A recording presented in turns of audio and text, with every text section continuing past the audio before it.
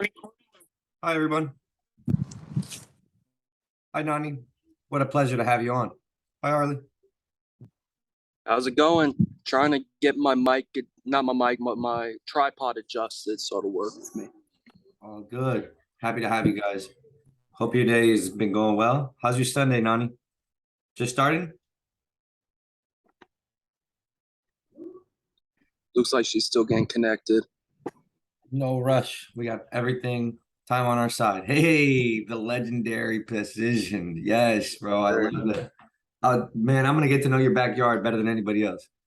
You're gonna have to, because I spent a lot of time here. I love that, bro. My internet doesn't go out to out there. Otherwise, I would be very upset. You have headphones on? How do you hear? I'll just use a speaker on my phone. Oh, no. I'm glad you can hear us okay. Yeah, That except was, when the train comes by, I'm gonna have to mute because the train is loud as shit. I live right in front of a train, like no a worries. railroad. If you could just be on that, watching it, that'd be cool. I'm just be on the lookout for anybody that may want to join us. I know it said Tyler wanted to join and then he was out. So let me see if he's. Hi, Nani. There you are. Hey, hello. Great to see you. I like the arc in the back. That looks so cool. Loving that. Unity.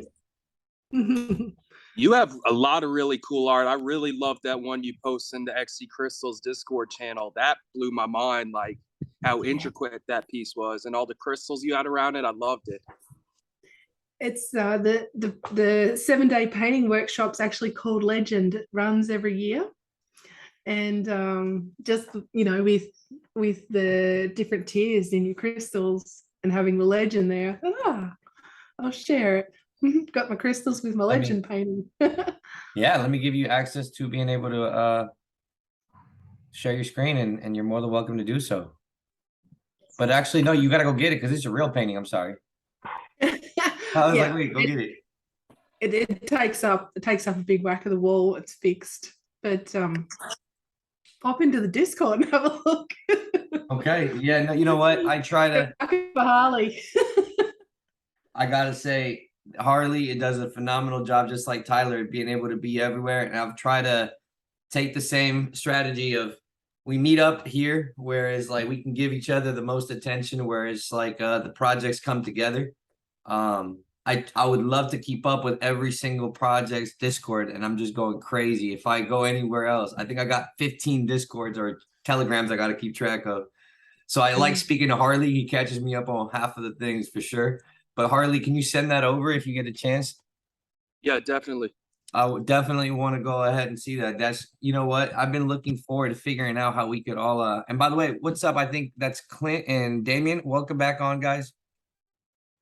What's good? My guy, welcome on. Clint, welcome. It's Good been afternoon, everyone. Sorry, go ahead, Clint. Good afternoon or good evening. Are you sleeping? What time is it over there? Yeah, 1 a.m. I got my coffee. Dedication to the team, man. I appreciate that. I hope my camera's off. No. I understand everybody's got a wild schedule, and we're trying to really figure out what's the best time for everybody. But obviously there's been a lot going on, and it'd be worth definitely chatting up and seeing what we can get out of this experience so that we can possibly take the next step forward with clarity so that we can actually release these white papers. That's been the most important thing that's been holding us back. We need team communication before it can happen, though. So Eric just joined, and as you guys all know, just a full disclaimer, it's being recorded right now. Obviously, it said it before you joined. And I think we're waiting on maybe Tyler before we get started. What's up, bro? Welcome. Whoa, what up? What up? So happy you made it. Me too. We are obviously, how's everybody? Anybody want to fill us in with what they've been doing and maybe what your thoughts are on things today?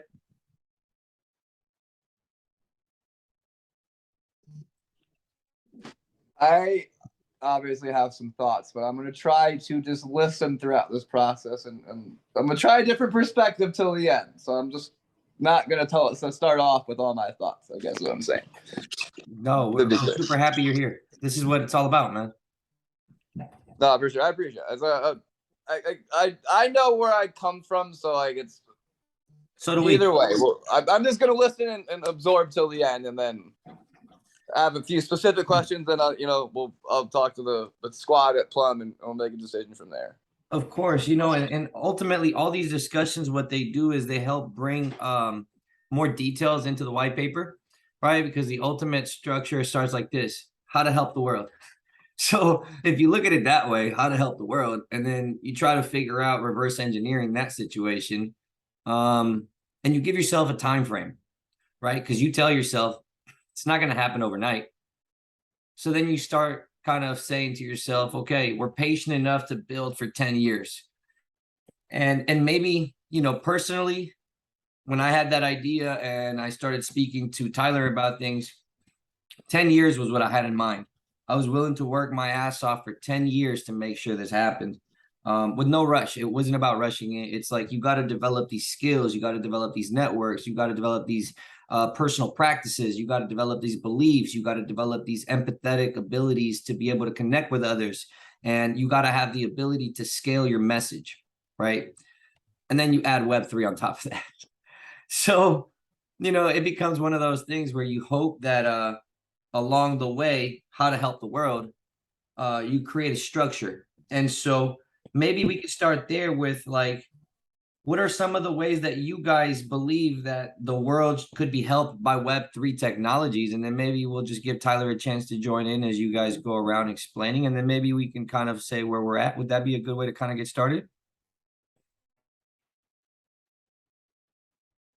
How do you guys think, a Web3 project could be, or a business could be made to help the world? Because, there's just so many ways. There's not one way. Yeah, I know we've talked about it a bunch, Johnny. From my end on the medical field, like the easiest way is to inject liquidity into non-government entities, in the sense of, as we know, Medicare, commercialized insurance, anything of that nature requires, they're pretty much the liquidity for a healthcare provider right now, in the sense of, you do a service, that service gets reimbursed to the insurance company, hence company gets paid.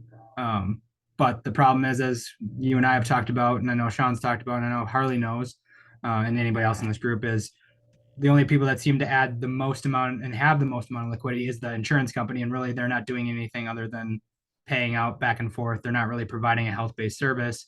But 3 of the companies racked in over $5 billion this last year. That's with a B. Yeah. For just providing access for individuals to go to a healthcare provider. So, that's the biggest thing. I think we can look at it from that perspective. I know when we talked last on Friday, that kind of got me thinking about the ability to provide liquidity is such a big way to look at a shift for healthcare providers. Is like, instead of looking at it as just you take insurance, it's like, well, how do we provide a grant or a liquid asset for people? So that's their insurance-based side of things. That's it. And is it okay if I speak more on that? Does anybody have some thoughts before I start on it? Because I think he really hit on a really good one.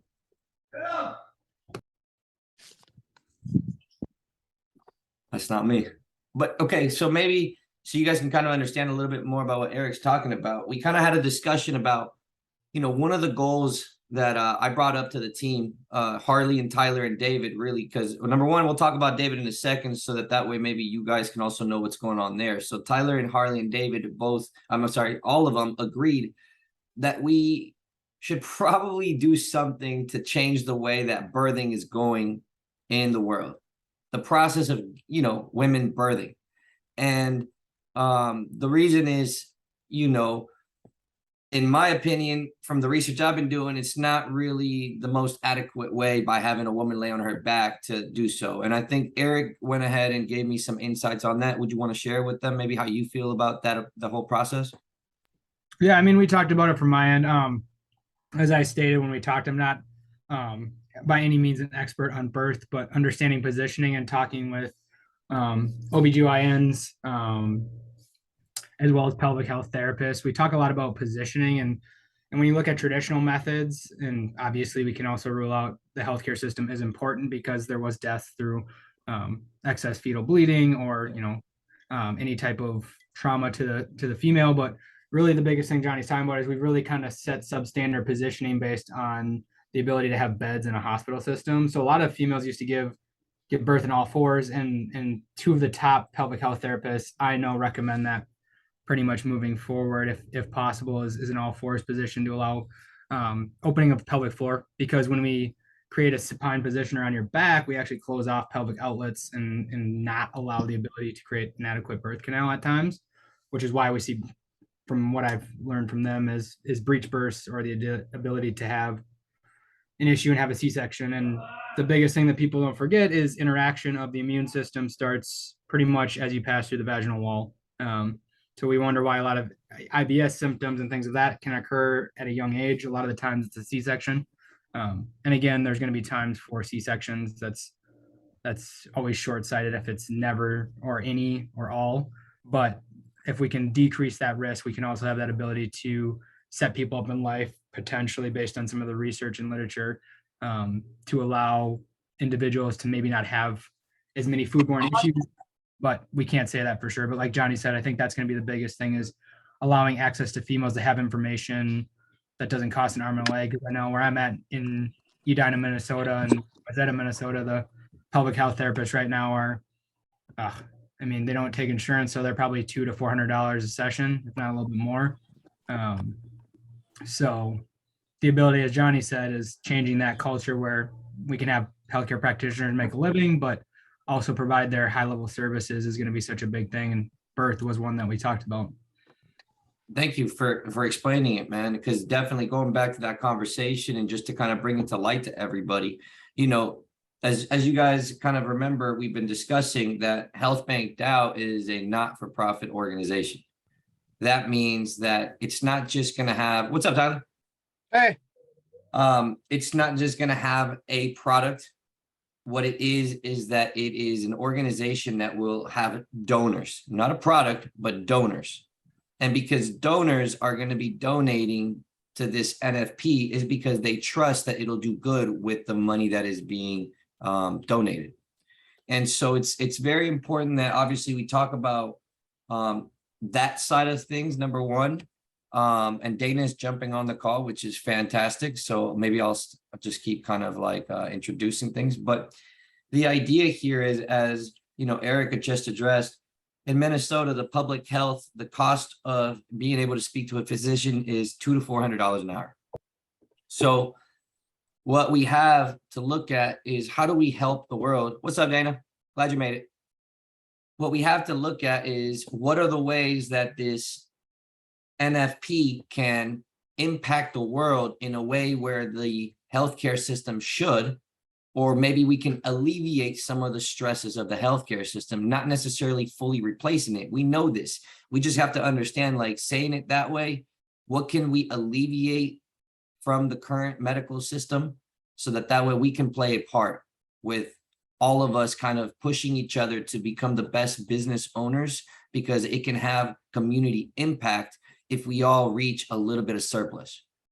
And essentially, that's what we're trying to go ahead and kind of break down as we proceed to kind of create these opportunities of allocating funds. Because let's say Tyler's video game company, Biblioms, happens to go ahead and, over the next year goes on the metaverse, and they have a shop on the metaverse for their game, or an in-game shop, and he's generating $65 million per year.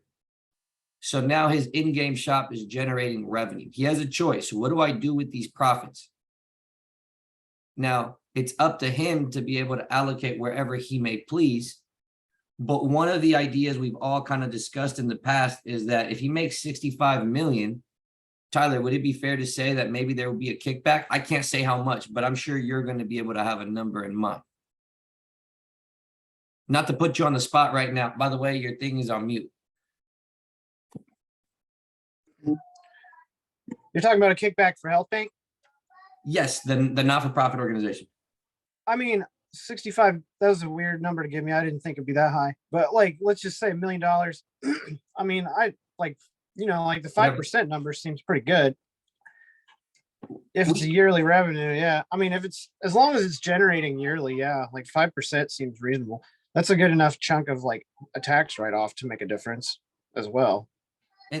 And I appreciate you kind of, because literally you're the one leading the charge here, because we know, I'm just going to put it this way. The nodes are going to take off, right? Like we don't know the price of what XDC is going to be. Maybe it's $10, maybe it's $100. So that's why I gave you that crazy number. But we know that for sure, if there's one company here that will be sustainable through the economic disasters that may occur, is the one that has the node. Mhm. So we have to take a look at what is important here. And is that companies need to identify themselves as companies that own digital assets that can either weather the storm or they can't. Mhm. That's very, very important. And obviously his example is very powerful, which is why I'm just saying, let's just use it as an example right now, right? Because it could be Eric's private practice making $65 million as a hospital. And then he's going to be asked, Eric, how much would you be comfortable with giving back? 5%? Does that feel natural to a nonprofit?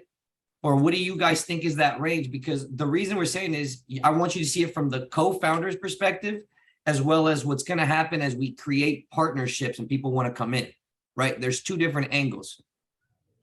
So like you talked about, it would be probably a donation that's tax deductible. So 5 to 10 is usually a typical when you look at, I mean, from the perspective of Mayo Clinic in Rochester, I guess, I mean, people that aren't familiar with Mayo Clinic in Rochester, but I mean, they generate, multiple billions of dollars a year and receive donations from, patients, and anywhere from 5 to 7% is what they look at from like a tax write-offable purpose. I mean, you can always do more, but there's only a certain legality based on what type of corporate structure you have as well.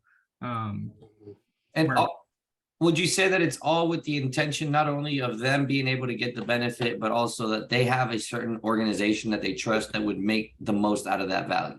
Yeah, and that's, I think, the biggest thing why an NFP is important in the healthcare system is it allows donors, one, they can specify or not specify. So in the example of a gym, a gentleman named Dan Abraham just donated the money, and it's the Dan Abraham Healthy Living Center in Rochester. So I mean, there's different ways that you structure that corporation to allow it, where you can then allow both the receiver and the donator to benefit them in multiple ways. Thank you. And that's kind of something that I kind of wanted to go ahead and kind of bring up, because now we're talking about all this money coming into the NFP. So it's no longer about what could we do as a fitness program, right? So the perspective has to change. And that's what I'm hoping that you guys kind of see why this group is so important, because obviously if you took time out of your day to be here today, Clint, thank you for waking up at 1 a.m. To join us. And obviously, Nani, it's a pleasure to have you as always. It's been one of the most important groups to have here going on, because it really does come down to who stands behind the Health Bank DAO ecosystem, right? And what defines who stands behind the Health Bank DAO ecosystem. Because if we are able to clearly define what does that mean to you guys, because us as co-founders have different definitions, but obviously when you tell us how you wish to create a partnership with Health Bank, just a not-for-profit organization that's going to help change the world, you tell us how you want to help, because this is your floor to kind of share with us kind of like what you think, because maybe you have ideas that we haven't thought about, but obviously there's things that we have to implement in order to keep a self-autonomous, decentralized organization. And so obviously, if anybody has some thoughts, I know Tyler, you might have some thoughts. You just jumped in. Harley, maybe you guys can start with some ideas. I do want to say one thing before it gets too far off track of ways to change the world with blockchain and Web3, essentially. Yes. Is that cool? Yes. Yeah. I do, through personal experience, and my opinions are formed heavily one way, but I do feel like the goal of Plum Portal is to utilize it to get the pure truth, once with the blockchain, once it's etched, it's there, right? So if you can authenticate the purest form of truth in these blockchains, and then use your Web3 to get it to, the masses of the people as fast as possible, I feel like that is how you truly educate and lift the society, the next level that we all need. And that's the underlying goal of what our plans are. And quick, like just, like with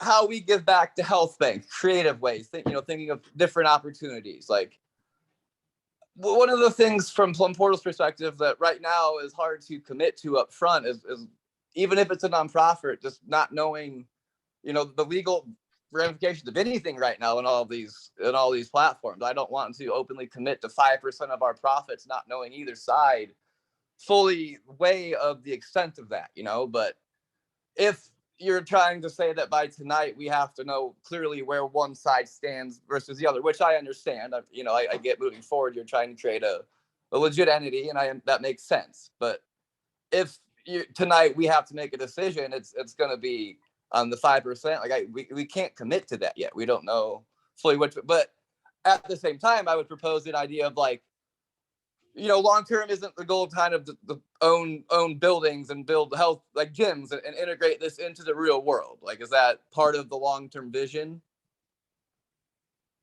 I'm sorry, you were speaking on how you were going to do things with Plum Portal, and then you changed it up really quick, really fast, and I missed it. I'm sorry.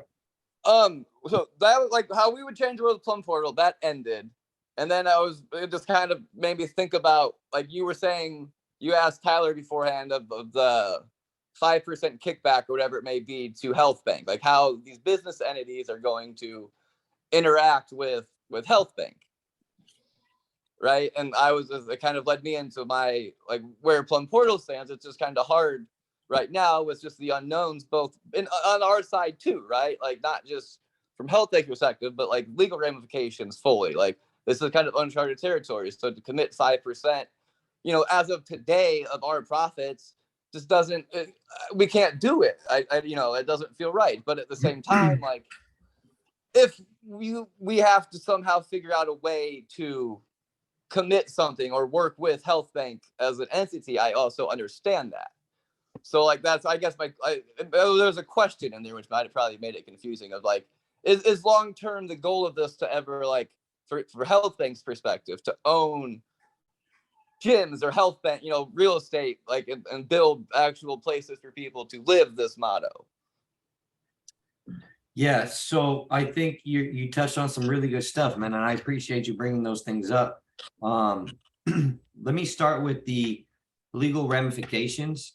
Obviously, I think, and maybe I should catch you guys all up to speed on how I see things, because as far as we've been able to discuss and come across, there's two worlds, right? There's the bank account, and then there's a blockchain.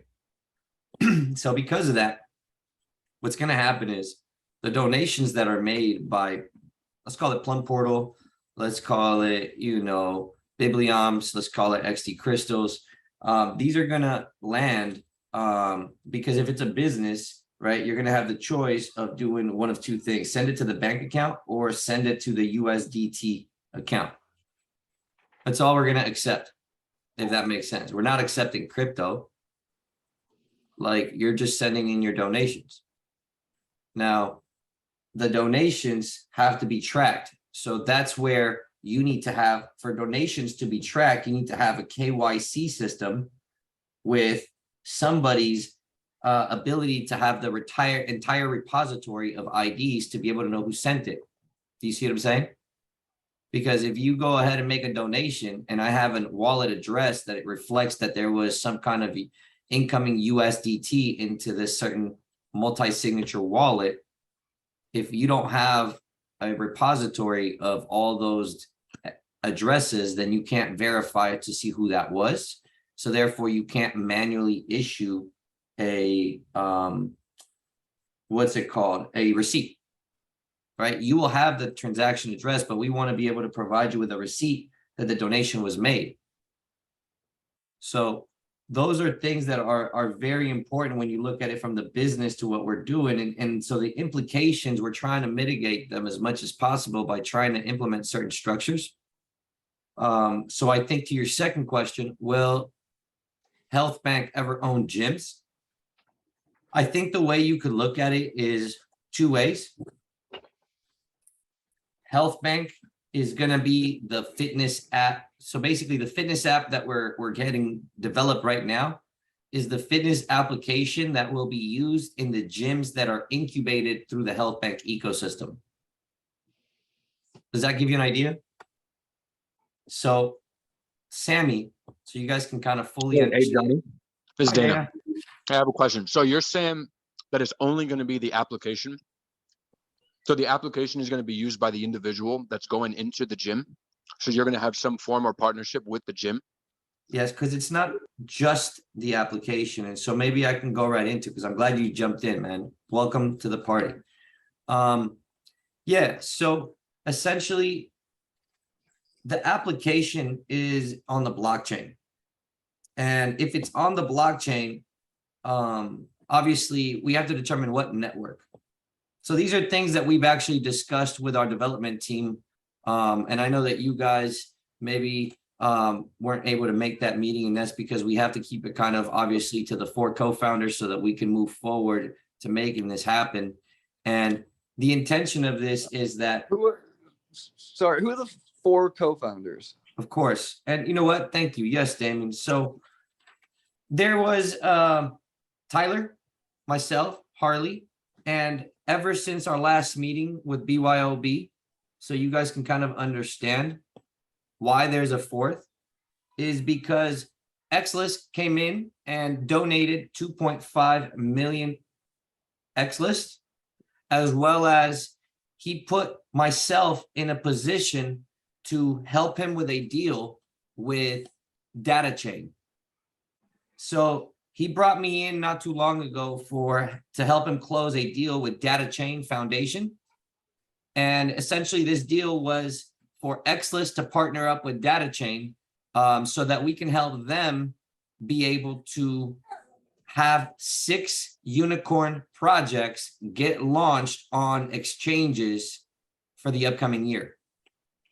So what this means, essentially, I came in to help David with his project, XList. He came to me after being introduced by Tyler. So as you guys can see, there's no reason that I would have that opportunity if it wasn't for Tyler. So when he asked me, how will you guys be able to achieve the goals, or how will I help him raise the amount of money that will be needed? I told him, look, I can't do it alone. If you were to go ahead and let me pick 2 people that I can go ahead and do this with so that I can guarantee that we can move XList forward, the only people that I would trust blindly would be Tyler and Harley. And this just goes back to our conversation previously about the multi-signature wallet. Would we be able to go ahead and be the 3 people that govern the multi-signature wallet, and you guys allowed us to go ahead and move forward with that decision? So by being able to move forward with that decision, it allowed us to then have a certain amount of responsibility to the entire NFP. And the responsibility was to make it successful. So therefore, if I'm being presented with the opportunity to make my attention be divided between ecosystem 1 or project 1 and project 2, the only way that that's going to happen is if we make it all into one big one. And that's exactly what we did by being able to do so. And I spoke to XList owner David about if I bring on, obviously, if we could bring on Tyler and Harley to help us with the advertising, engagement, the entire professionalism of what XList could achieve, then obviously we would need to make sure that HealthBank got 2.5 million XList. And that would be in the quote unquote vault of HealthBank. Does that give you guys a little bit more idea so far, the deal that we were able to kind of put together? I see the deal.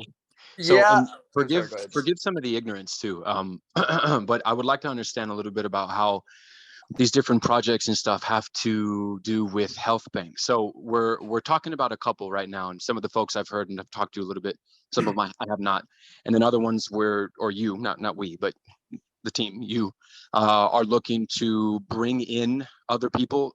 Now, one of my big questions is, do any of these have to be health related at all, or can it be anything? So the idea here is, how do we create a successful, number one, before I can answer that, is how do we make a self-sustainable autonomous organization? Number Wait, why? two, Well, come on, Johnny, hold on. Why? So you're answering the question for me. My question Right. is this health related? that's exactly it. But the how means, how is it being funded? And then what is being funded is health and wellness incubated projects. Yes. I see. It's not because I'm trying to say that I'm not trying to go around the question. It's just that if you're looking at it from my perspective and you want to create autonomously funded networks and ecosystems, we have to look at it from, yeah, you guys are all going to inspire many.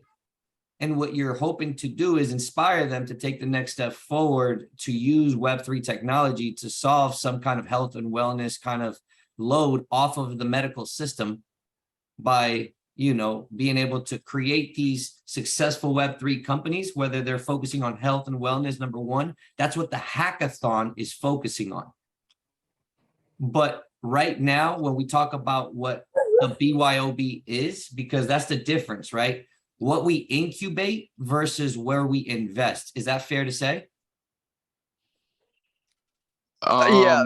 Well, Go, sorry. Go go ahead, Dan. ahead, I don't want to speak for you. I could go all day, dude. I could go ahead, please. Well, I I can was talk gonna about say is like I think we're slightly like, try to take into perspective, Dana. It switches between Health Bank and BYOB in the conversation.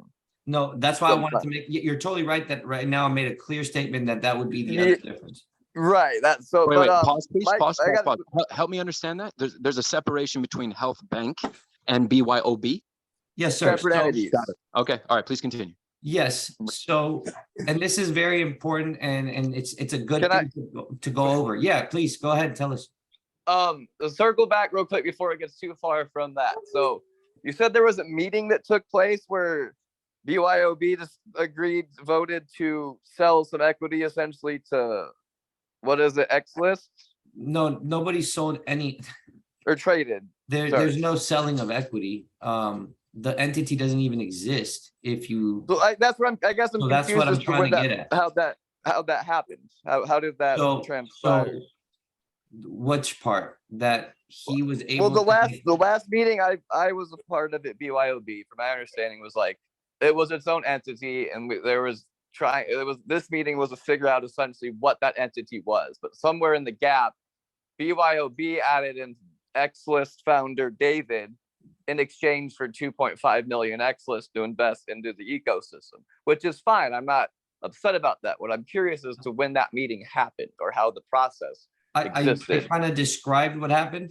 If you want me to go over it, basically David. You said there was a meeting that happened, and then Yes. told us a bunch. So- Where was that so meeting? when- Is my question. when- Who was it And open? the meeting was virtually, and all that matters is because Health Bank does not exist. It's the idea of a not-for-profit being created by multiple parties, right? Because it has to be an entity, number one, legally. Number two, it has to be an entity digitally on the blockchain.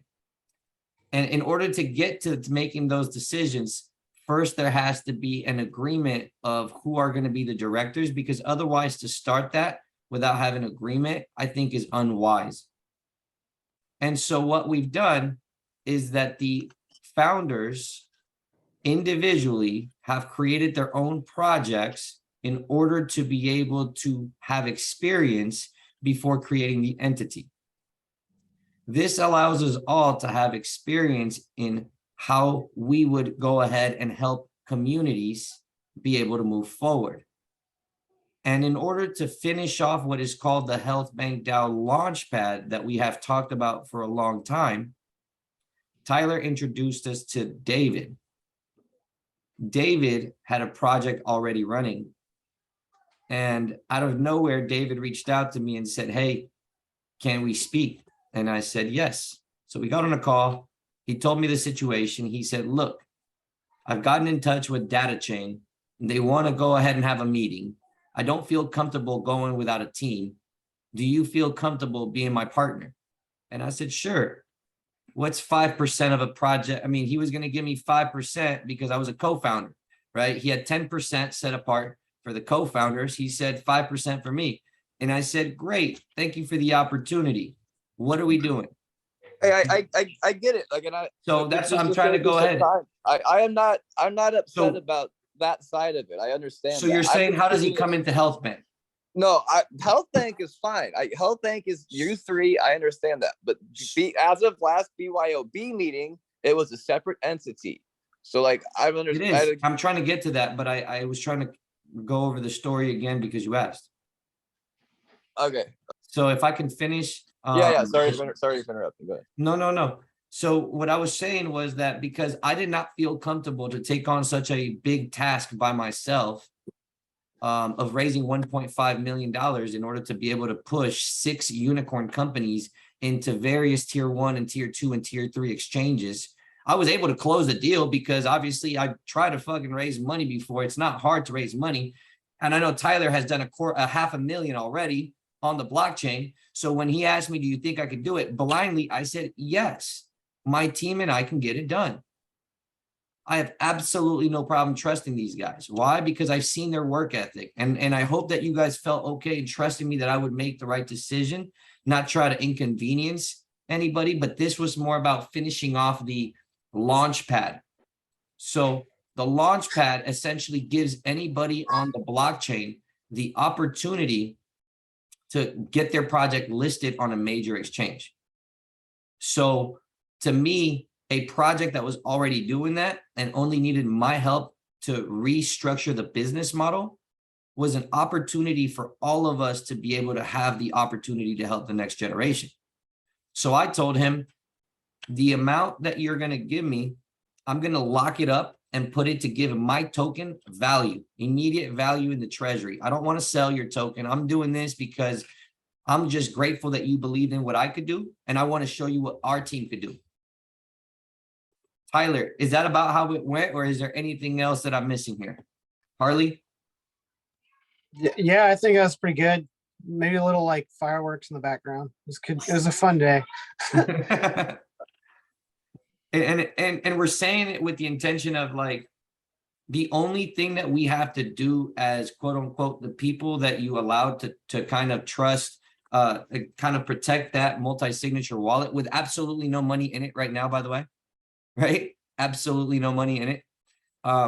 What you basically said to us is this idea can move forward. You guys can make the decisions, but just keep playing as a team.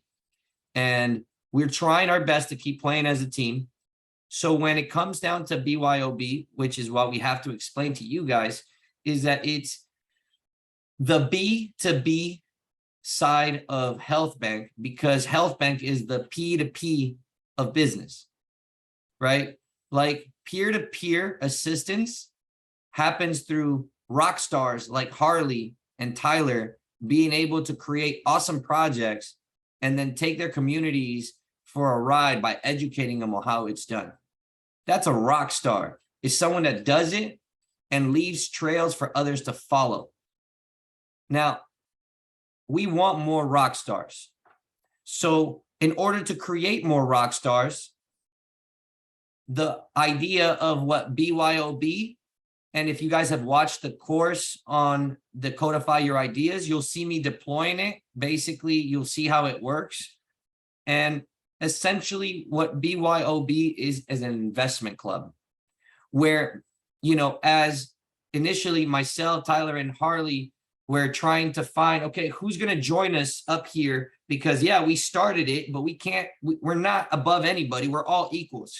So what's the right number that's going to determine how many we allow in instead of just unlimited? And what we're allowing them into is the opportunity to invest into projects early so that way these individuals who help the ecosystem of Health Bank can also go ahead and make some profit. So in order to be in BYOB, all we're asking people is that you donate a percentage of what your profits are back to the not-for-profit organization. We're not telling you how much, but what we're saying is there's only 99 seats in this investment club. And BYOB, the investment club from Delaware, operates on the blockchain, but it is a legal entity on the in the United States with its own EIN number and its own bank account.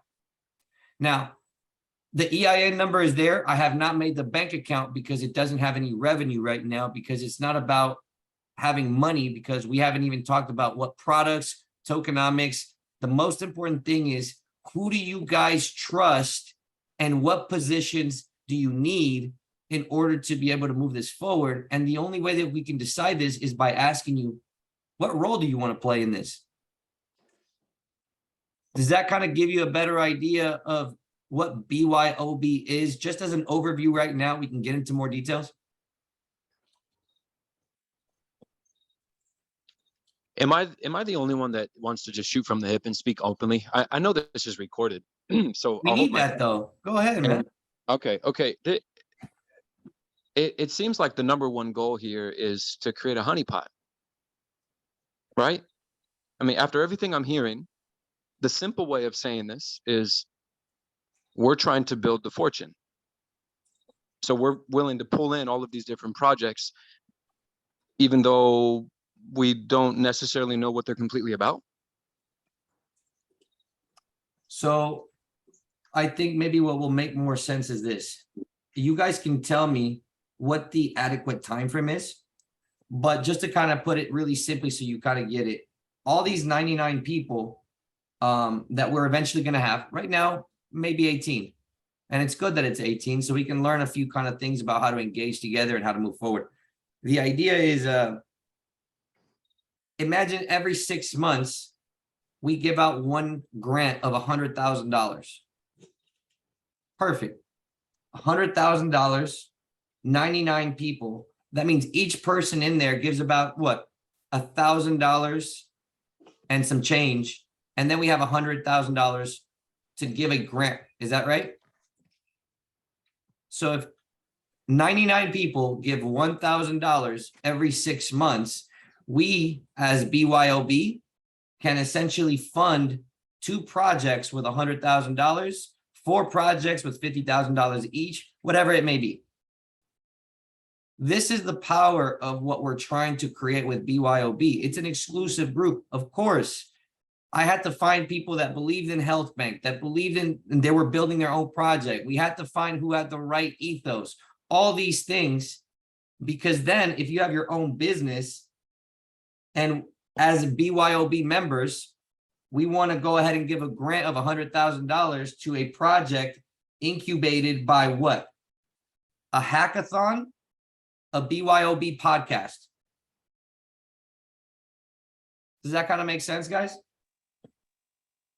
So it's coming from the users strictly? No problem. The money, or what's coming from the users? Well, yes, we're talking about funding, right? So if you're looking to fund a $100,000 project, then that means that BYOB is depending on the users themselves to fund that grant. I would call them members, not users. Okay, well, I mean, they're So still no, users. just in to the platform. identify what it is, because if you are inside of the group, that means that basically, let's say that Nani donates 10,000 into the $100,000, amount that we're looking for, right? Because it's essentially, we need this amount. Who's going to own a percentage of that amount depends on the individual. It's not you have to do 1,000. I'm just saying, imagine if we all did, that'd be pretty fair. But if Nani sells a painting and she gets $50,000 and she wants to allocate $25,000 to this, buying a percentage of the next company's grant, what's going to happen is this. When we give out a grant to this next project that we deem as the right one, but how do we deem them? This is why we have the podcast. And how do we build it? This is why we have the hackathon. So what's missing is the grant. And if the grant is there, then we can create companies and incubate them all the way through to Launchpad. Because what happens is members, the people inside of the BYOB DAO, they have the opportunity to invest some of their businesses surplus cash because they made an extra profit. You don't have to. You just have a seat because we felt like you were one of us, right? I think everybody here understands, like, we're all kind of one of us. Like we're one of us. Like that's just, we're one of each other. It's just, I can't tell you how much to invest. You have an opportunity to invest. And that's what we're trying to address here. That as a group, if we can come up with a decision on how frequent and how big, those are two things. Number one, how frequent and how big. I'm saying 100,000 in 6 months so that we can go ahead and start slow. That means that if out of all of us, you know, there's how many on this cost? 8. So divided that would be about what? 9,000, no, 12,000, 13,000 per person. I just want to be clear when you keep saying like all of us, like as an entity and myself as We're members. like I'm very undecided right now, like to be Oh. clear. And to circle back, like Perfect. it Let's talk feels about like that. it feels like at this point, like Okay. we though to circle back, like earlier where I just didn't get to my second kind of point I wanted to make was in the 5% donations that we kind of have to commit to, it seems like tonight to be, or you know, creative other ideas. So in a creative idea to circumvent having to openly commit or not commit, because I kind of feel pressured into it. Whenever I feel pressured, I just instantly don't do something. Good idea. So at that point, then I'm glad you agreed to that. So it makes it easier then to say this. But the idea is at this point, like, I don't also want to not be involved at this point. Like this could be something great. So that's where like, I'm still spending time and energy seeing where it goes, because the reality is up until we've asked a lot of questions tonight, like there's been so much unknown and unclarity that like, you felt a little crazy to ask people to commit their businesses to this shit. Like to be full of blunt, like I'm kind of done fucking caring if you agree that it's good to not do something when you feel pressured. But I also feel like that's because you want us out at this point. But that's where I'm going to stay on the fence until unknown, unless you guys choose to force us out, and that's your decision, and I'll respect it. But either way, creative idea. Let's get to the point. What about, you know, proposing the open opportunity to where like instead of having to commit percentage of our profits, we also, you know, plan to diversify the plum pot and the treasury that we're building. So there's a creative way, you know, if we own real estate, or like I have a lot of paintball fields, like there's a way to work in tech and apps and things that we're doing free of charge and to provide value to all the users and other businesses of BYOB and Health Bank. Like I'd love to say, yeah, that we'll find creative ways to piece that together for sure. Like we're kind of building a marketing machine. We've got a lot of things, you know, coming that will be good to spread any word that is worth getting out to people. So if any, you know, if once it's established, if anyone wants from the BYOB, we want to use it free of charge at a discounted rate or part, you know, use things like that, like absolutely.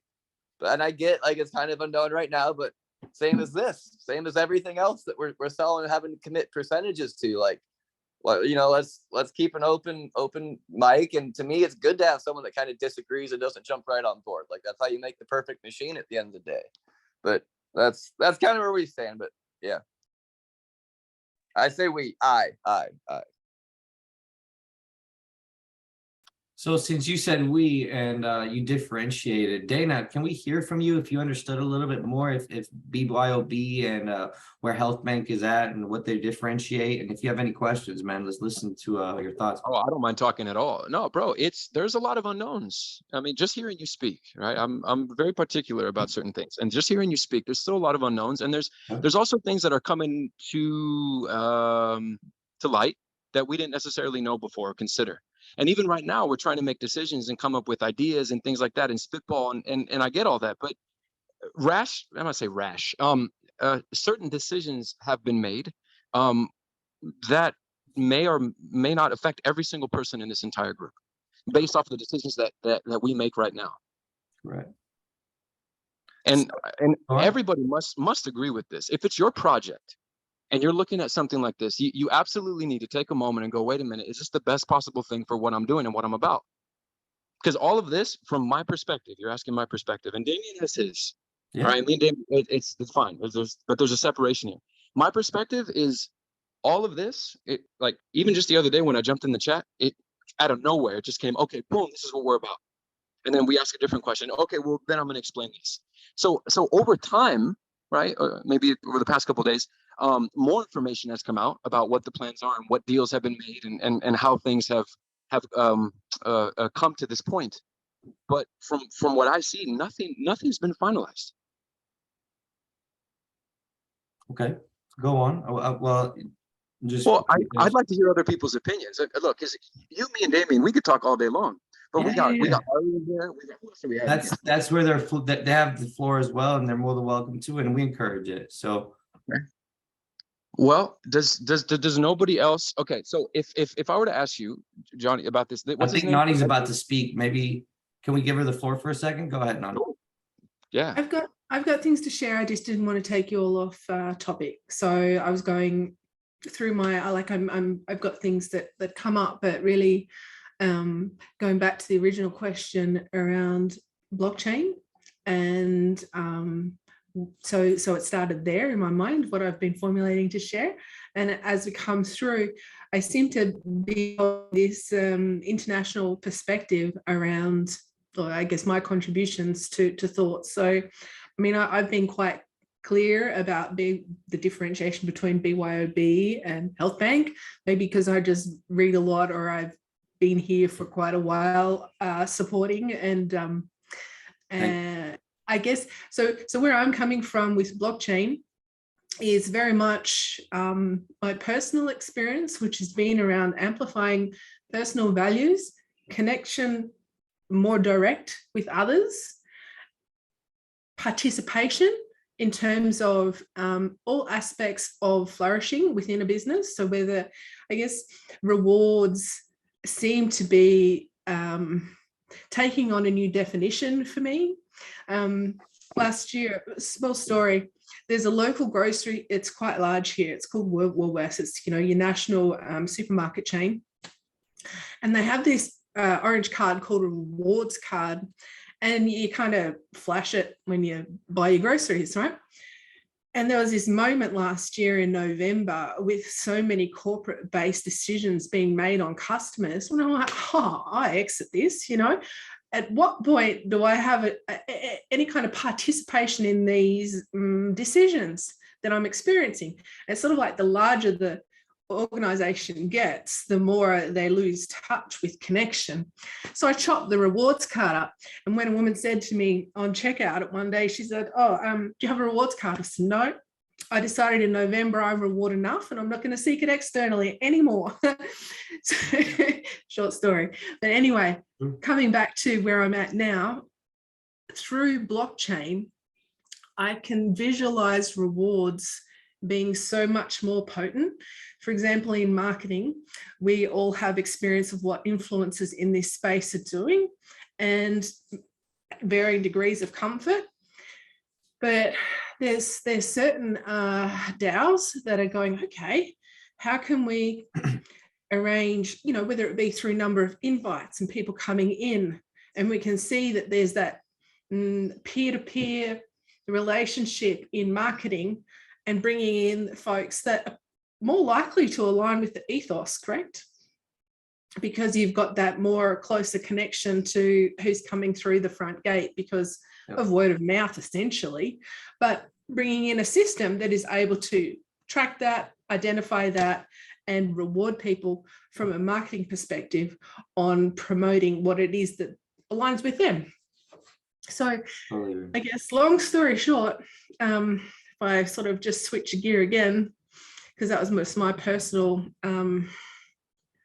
how I value blockchain at the moment, is that it helps me value things. It's kind of symbiotic in that way, and I've never experienced anything else like it. I really haven't.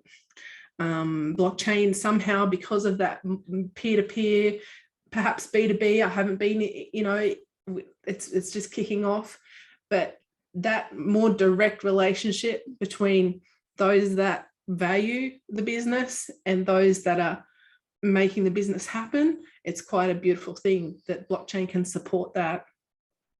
My personal business, in terms of what I have to offer, is mostly around empowerment with self and identifying, I guess, as a divine creator, and that empowerment that comes through that knowing, that's something I have to share. And I do that through intentional creativity. Is that health? Perhaps not. Is that wellness? 100%. But that's just my, again, personal experience. So international flavor. Sorry, I'm giving you all a download. I'm just going to jump around. Give it to us. International flavor, me personally, in Australia, we're looking at a percent to give across to the not-for-profit. Number one, I want to make sure it's a not-for-profit that I can donate to and actually use as a tax deduction. So let's tick those boxes internationally if we want to have full participation. Because the ACNC here, the Australian charity not-for-profit, pretty much are the registered board as to who can be classified as not. Let's look at that. The other thing was, from a rate standpoint, the US dollar is quite strong at the moment, as we all know, and it's been bouncing around a fair bit. So if I was going to say, in US terms, like a donation in UST or whatnot, I really do feel more comfortable talking about percents than I do whole dollar amounts. But that's why, because if we've got a country running around in like Aussie dollar AUD denomination, committing to a 10,000, and then in 3 months' time, it might mean something very different figure to me. So I lean towards percentages. And actually, when I did some draft thoughts in terms of divvying up revenue from different streams within the business, one might be treasury and investment in passive income. One might be actual art through a shop, your digital XD crystals type thing, where you've got your physical going through, as well as workshops and being able to get ticketing to come into events. There's different streams, but ultimately I had in there 5% partners, and I think at least in some aspects 10% charity. So donations, it's going to come inside that 15%. However, but it comes down to ethos for me. So if I'm going to commit 5% in one direction, whether it be health, food, and shelter, like housing, those are the three things that I'm really, really personally passionate about for doing good in the world on a global scale. Can I ask a quick question? That's my bits. Amazing. Thank you, Nani. That's awesome. Nani, can I ask you a quick question? Yeah. Thank you for that. Sorry, that was you. I don't know you really well, but no, it's okay. Chat away. It's as long as you're genuine and pure, it don't matter. The question is, honestly, ethos. Everyone said that today. I've never heard that word before. What does that mean? Personal values, perhaps. That's ethos is personal values. Okay, I got you. Meaning, at the moment there's a workshop that me and my friends of they're teachers in intentional creativity as well. We've been looking at putting together around empowered living, and interesting, becoming your own bank fits in perfectly with that sort of thing. Even being aware of the greater picture around macro things that we miss out on in school. Still bringing it back to empowered living. It seems to be a theme that's going to take us right through 2023. It really is, and perhaps beyond, as we get more and more in our power and standing in it. And ethos, like if you don't know yourself, then what you're actually pushing out into the world and what you're actually creating perhaps may not be as powerful or as potent as what you're capable of and becoming your best. So when these guys start talking about, being the best you can be, that's a part of my repertoire. I get that. That's part of my ethos, my values. Yeah. Does that help, Damien? That was beautiful. Yeah. Thank you for that, Nani. Yes, sorry, I was talking, but I muted it. Yes, that does help. Sorry. And obviously you wanted to hear from other people, so let's see if anybody else has some thoughts. Clint, would you want to jump in? Harley, Tyler? If not, we'll go back, and I know Dana has some thoughts that we can go ahead, but Yeah, man.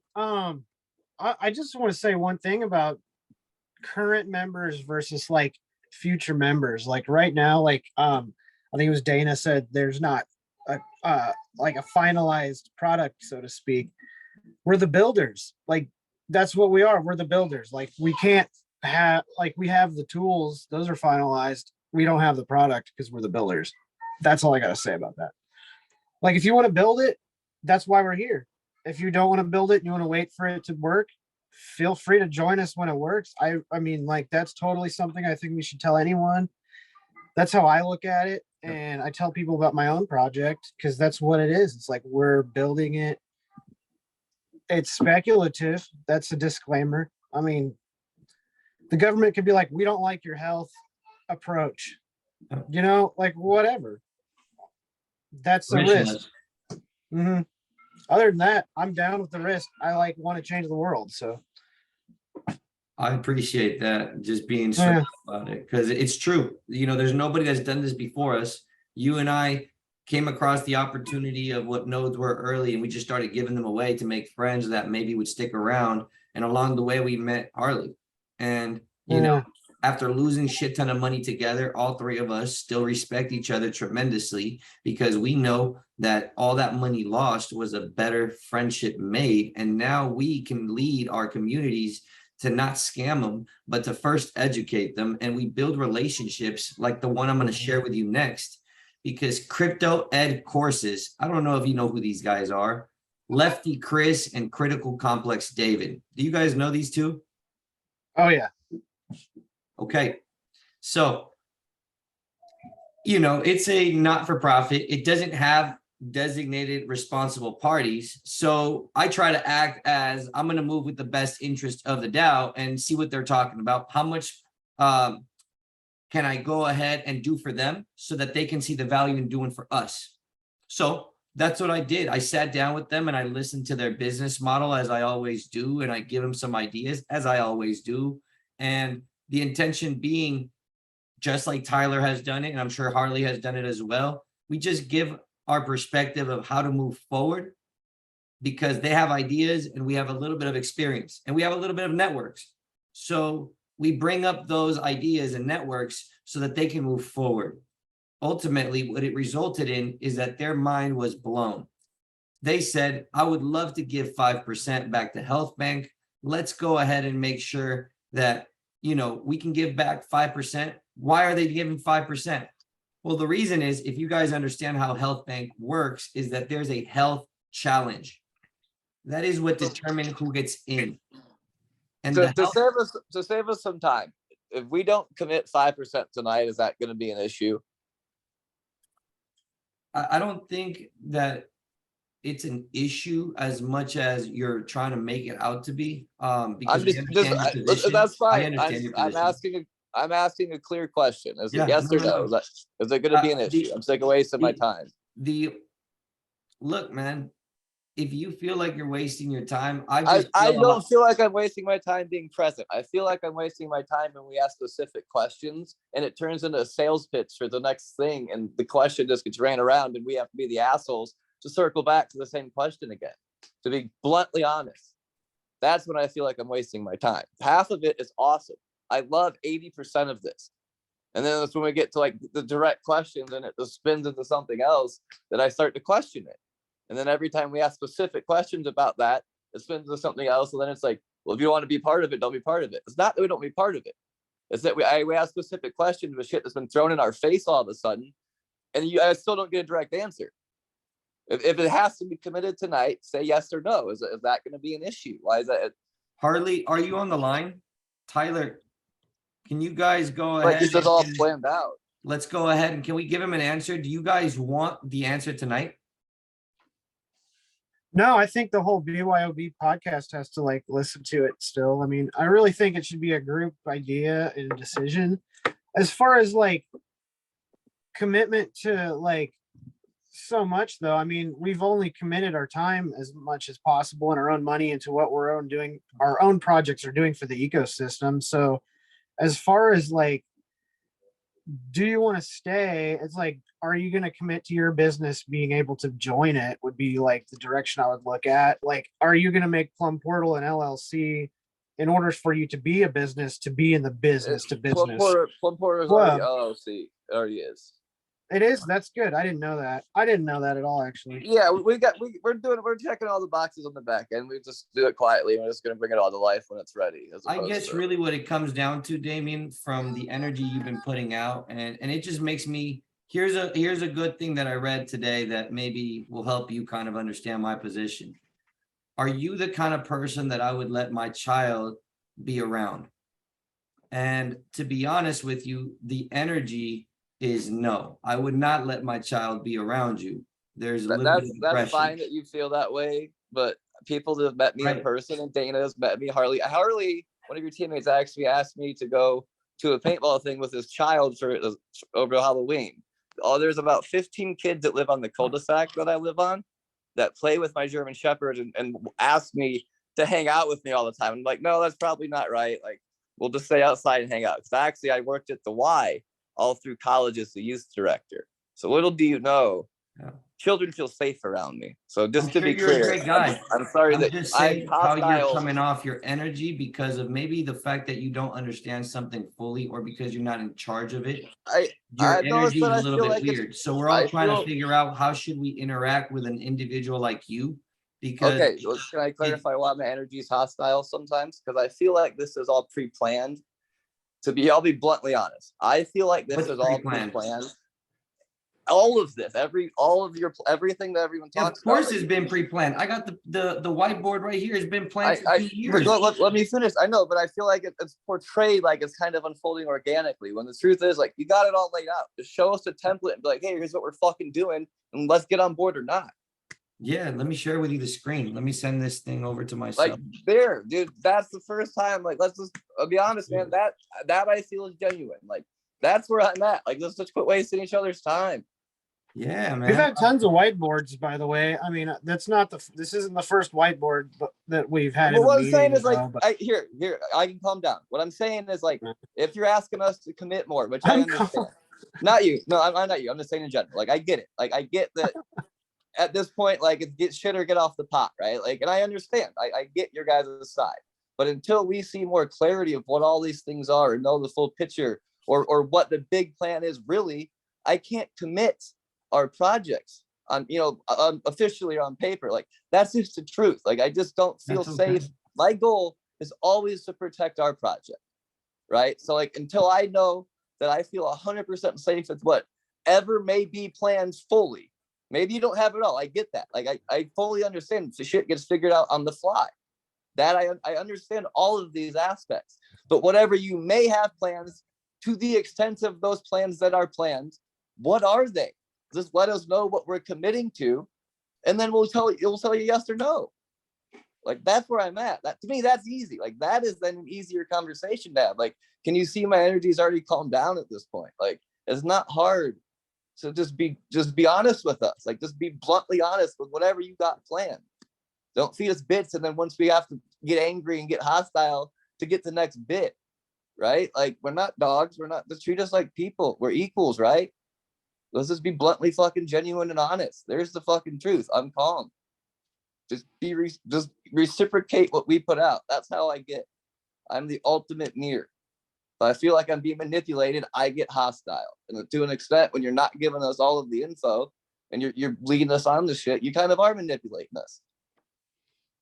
Whether intentionally or not, and that's what I'm saying. It may not be intentionally, but what is intentional is you do have a lot of plans behind the scenes. Let us, if you want us to commit. I'm not saying you have to share all your plans. You don't have to share your plans. You don't have to do shit. But when you ask me to commit 5% of something that I own and we're building for the people genuinely, at that point, I feel it's fair that you've let us know all of your plans to the extent that are planned. And if that isn't fair, then I don't want to be part of something like that. That's where I'm at. Understandable. We understand. I would like to say one thing. It's very Question? simple. Oh, sorry, It's Dana. really quick, please. Thank you. I appreciate that. And it's not just the 5%. Johnny, you mentioned several times trust, right? Trust. Maybe 10, 11 times you've mentioned that on this call so far. And that's good. I'm glad that that's what's important to you. But from our perspective, that hasn't been honored. You're asking us to trust you. You're asking us to trust Harley, Tyler, all these different things. Well, why? Has trust been earned? Or are we still figuring each other out and these projects out and trying to actually learn and figure out if we can trust each other? Because at the end of the day, I want to trust you and the rest. Should that not be a goal? At that point, fuck the 5%. If we have trust at that point, take 10. But trust is key. That's number one. Yeah, Last that's time we, like, bro, last like, time we met, we talked a lot about trust. I'll tell you. Sorry, I'm Dana. sorry, real quick. Like, I'm what Dana said. Like, I to fucking add to the pot. Like, yeah, bro. Like, instead of forcing, not forcing. Instead of me feeling like I'm being forced to commit 5, I'm the type of dude that, like, if we're all genuine and on the same pot, like, fuck 5%. If we're making millions of dollars, bro, and you guys are doing good shit, we'll buy whatever's needed to really do it in the world. Like, we'll be going balls deep with you. Like, just don't make us commit. You might get 10 times more down the road by not asking us to commit 5%. Like, to me, like, you're also handcuffing yourself. Like, people might give you way more if you're genuine and crushing it. Like, why potentially throttle yourself at the same time, right? Like, if it's a genuine intent is to do as much good as possible, like, let it just happen as genuinely and naturally. People will just want to throw money at you. Just teach them that that's how it can be done. Educate them.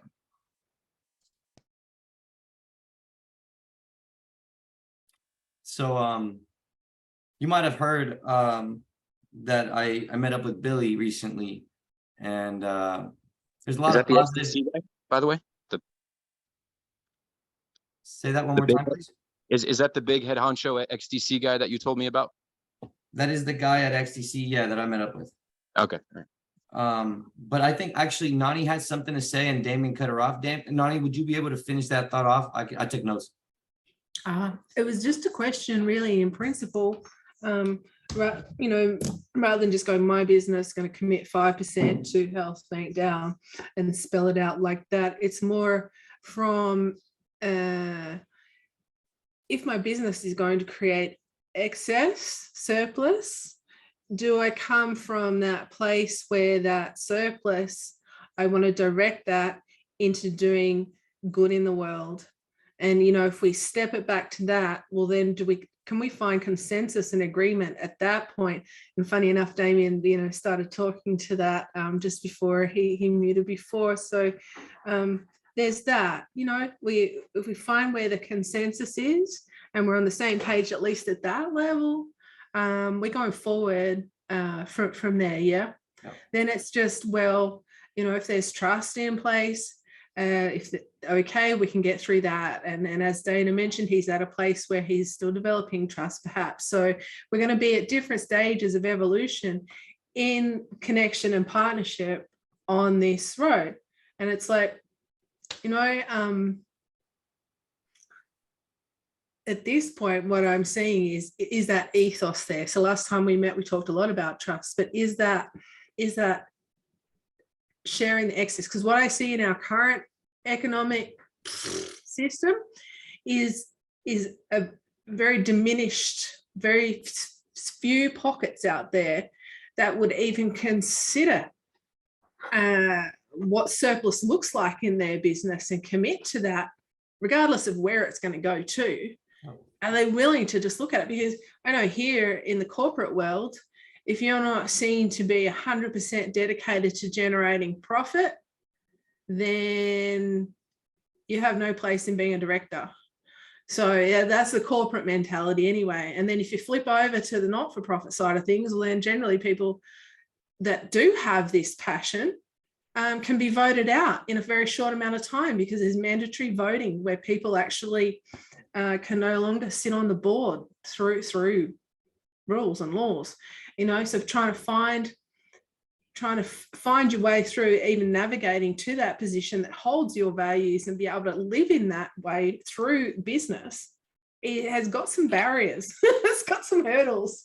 So, but ultimately, you know, that's what I think we could perhaps agree on now is, do we have that shared view around generating a surplus excess that might be actually supported by BYOB, you know, in terms of uplifting a business and getting it to that place where it does generate a surplus. But for me, if I was going to sit on that panel and look at and appraise what came before me as a business that wants to launch, I would be looking for that in them. I would be thinking, well, what good are they going to do in the world?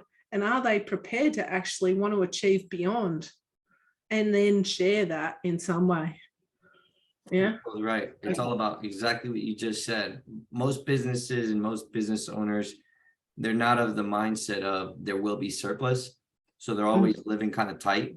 And that's really what this is all about. You know? Yeah. Can I so not interrupt you, Johnny, but I don't interact with Nani much. So I would love to respond to her so she could kind of understand who we are. I know me and you have the core of us have a rapport with each other, right? Like, if this is about everyone equally, like I just want to respond to her before we get spun a different conversation, because that's just the way things kind of go. If that's okay. Go. You already. Yeah. Please. Yeah. So Nani. So yes. Like to be clear. So I get you don't know me. I come off kind of in my own unique way, but to join the ethos with you, the mission, right? So I'm our model's very unique, the business model that we're building. 75% of all of the revenue that we generate goes into essentially the plum pot, which is like our treasury, right? Like that gets invested for all of that. Long story short, there's 25% of all revenue generated that isn't specifically allocated anywhere yet, right? Like that's kind of left over for marketing development, and like our team isn't getting paid till further notice, but like it hasn't been specifically laid out. But as you spoke, like it got me to thinking, and one thing I wouldn't, and obviously Harley and Dana are both on this, so like they can also chime in, but like to show you at least where I come from is like, I'm not opposed to saying like, I'm not going to commit it to BYOB for sure, but like, I'm not opposed to allocating a percent to show, you know, what we're about and who I'm about and our ethos of like 5 to 10% of that leftover 25% of profits to, you know, what our group of people, whether it be the collective or our board or whatever, we haven't figured out all the details, right? Like we're kind of letting it happen organically, but like whatever the group and voting mechanism becomes, like they can choose what to do with, let's say, between 5 and 10% of that leftover 25% to go to good cause, you know, non-for-profit organizations. And, you know, and then at that point, like we would, our entity would choose who we work with. But like, I feel confident allocating that percentage to join the ethos, at least to let you know, like we do plan on giving back. Like that is fully the intention of our project. We just protect our project at all cases. Yeah. Intention is everything. And I think actually it's quite powerful when you express it in those business plans, and you're looking at how you're going to divvy up these things, and you're actually intending to have a surplus, right? When you plan that. And so by sort of not being present to the concept and just going, you know, debt-based economy, it's almost like as creators, we then continue to push a debt-based economy. We start looking at plans that do good with surplus and that we're intending on that. It's quite a powerful shift in my opinion. So yay. Appreciate that, guys. Is it okay if I share the stuff that's going on? Obviously, as you guys can see my screen, this is more along the Health Bank DAO white paper. It's a very big ecosystem. So we can start with the overview, the story, and that's where we go here. And as you can see, it's a fairly long white paper because we've had to express how it works, what it's all about, the phases, how to allow members to be heard, everything. But we also have the overview of it. So what's the ecosystem, what the new healthcare system requires, funding, accessibility, scalability, educated professional, virtual post-care, therapy systems, birthing assistance, retirement funding, accounting systems. A lot of these things are just kind of part of what we already kind of have accomplished. A lot of these. What would you say had already accomplished? Like that's all accomplished already? Yes, sir. By Health Bank? By the 3 co-founders that have been putting the entire thing on their back as we find the group that's going to be able to go ahead and help us lead them forward when the application goes live. No, I meant like all of these things specifically. And I meant what I said. I thought you were talking about the funding, accessibility, scalability, that whole healthcare system. That's all built out already? Yes, sir. So as we go on. So is it safe to say this is going to take a little bit of time for anyone that's just seeing it to read and process and understand? Is that a fair statement from a business entity being asked to commit something? Do you agree to that at least? Yeah, you just got to read through it. As you can see, it speaks. Well, I see that. That's what I'm saying. That's a lot. So I would love fair time to read and process all of that before being asked to commit. But this is why I haven't been able to ask anything of anybody's, because I've been building as I've been documenting and as I've been preparing for everything that's coming. As you can see, from wallets, identity, asset ownership. I mean, we're talking about everything that it'll take so that we could achieve this at a global scale. Here are some key things that every DAO will need. We have everything that's needed to make this happen. And we even allocate the DAO infrastructure. We cover what we're going to do with donations that's going to be given to us. Everything is ready, but I need to talk to the group about what is the role of a decentralized venture capitalist fund on the blockchain. That's what we're here to do today. No, we were here to talk about the BYOB. That's what this is. Situations. Well, yeah, but in that, it's been twisted into this now, specifically this. But we're more so talking about like circle back. So this is good. Not that I don't have a lot of time, but just my phone's dying, so I got to get back to the farm because it's going to go a lot longer than expected, clearly. So if it dies while I'm in this intermission to save some time, circle back to my direct question that didn't get responded to directly. Is the 5% that seems to be asking committed, if we've, from Plum Portal, and I guess Dane and Harley chip in. Harley, you haven't said much, so obviously I feel like you're brewing on this, which is fair. But from my perspective, I will gladly commit to donating 5 to 10% to nonprofits and good charity organizations that our voting mechanism chooses, which will be determined, I guess, is that at this point. Like, does that at least appease BYOB's kind of requirements or ask or I don't know the specific term, it don't matter, whatever, the 5%, like, does that meet in the middle? Because I feel like it's fair to say, like, any business entity needs to read all of these documents before committing any percent of anything. And I get back to hostile because, like, this clearly was done and laid out, but not shared before being asked to commit something. So yeah, I don't think that the word trust requires proof. It's called trust for a reason. Yeah, the proof is that this was all laid out and it hadn't been shared. Excuse me for a second, if you could, Damien. That doesn't feel right. Trust is built when trust is built when you take the health challenge and you go through the health challenge like Harley did. And trust is built when you go ahead and set out a goal, like Tyler said. He said, I will go ahead and masternode so that we can go ahead and have that for the ecosystem. He just said it and did it. Harley just joined and proved trust. So trust is a very hard thing to describe. But additionally, we've spent hours on recorded video talking about all of this that you can go and look at and listen to if you want to get a recap of it. But this paper is literally, I haven't even seen it. I've talked about it. We've built it. I've never, like, but that's what I'm saying, man. Like, it's because it's been being built. So that's fair. I'm not mad that it exists. Where my frustration comes is feeling like I'm pressured into commit 5%. not knowing all of this. Also, here, That is listen it. to That this. is my only issue.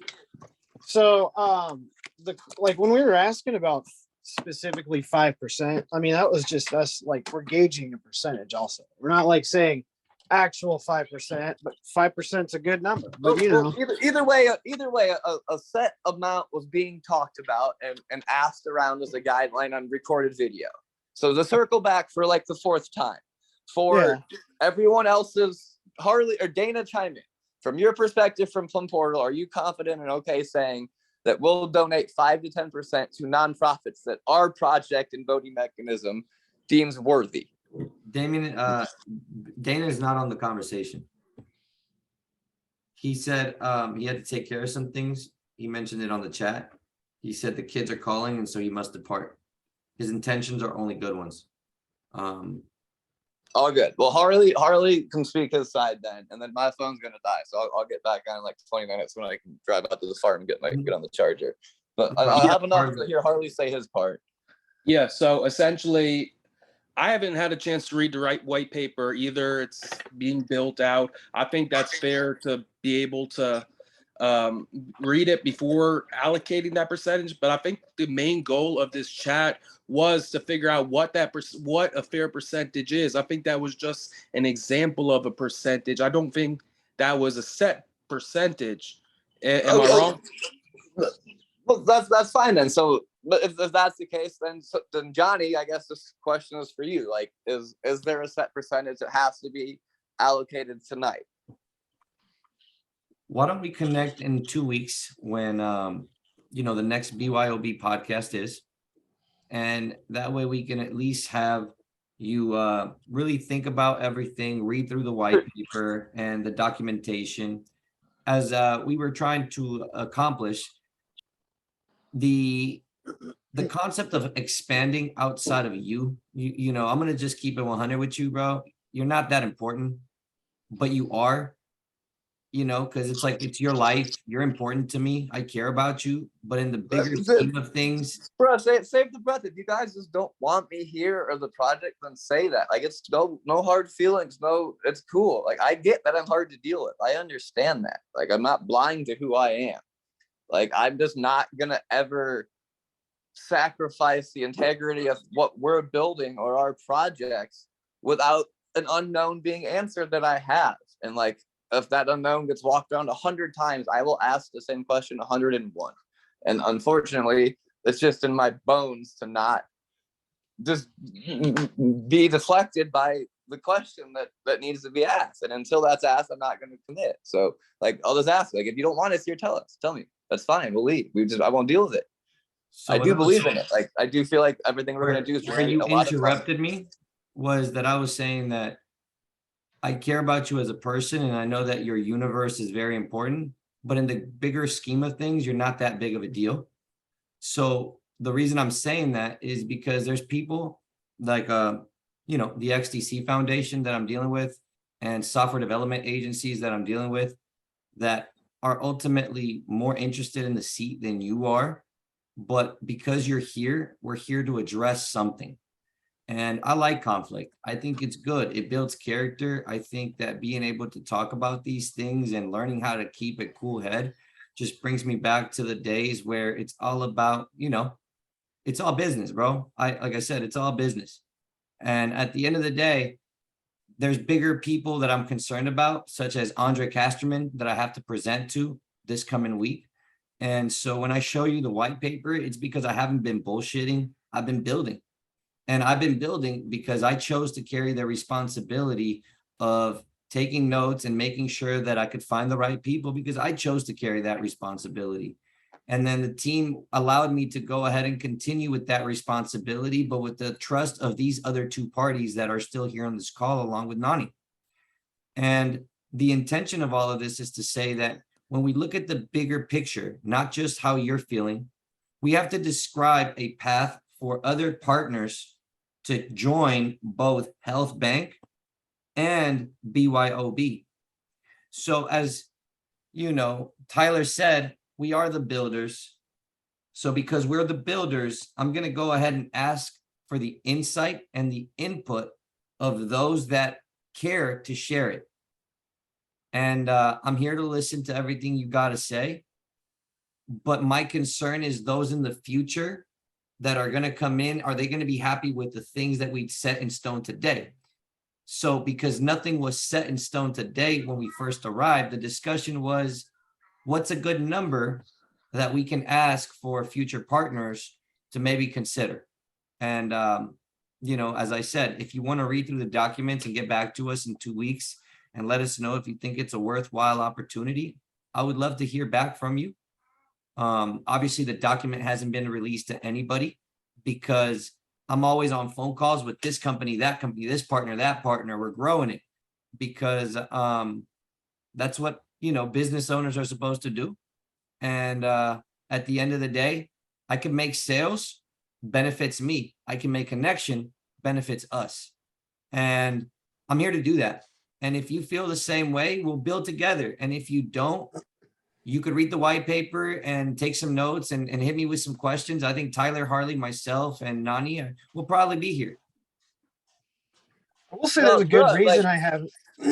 There's a really good reason I haven't read the white paper, and that's because our duties with Health Bank and with BYOB are totally unique. Johnny's duty ultimately is to build this white paper with his knowledge and connections that we're all bringing into this masterpiece. And my personal building of the white paper is verbal. It's verbal, bounce, and dynamic. We have these group meetings on video.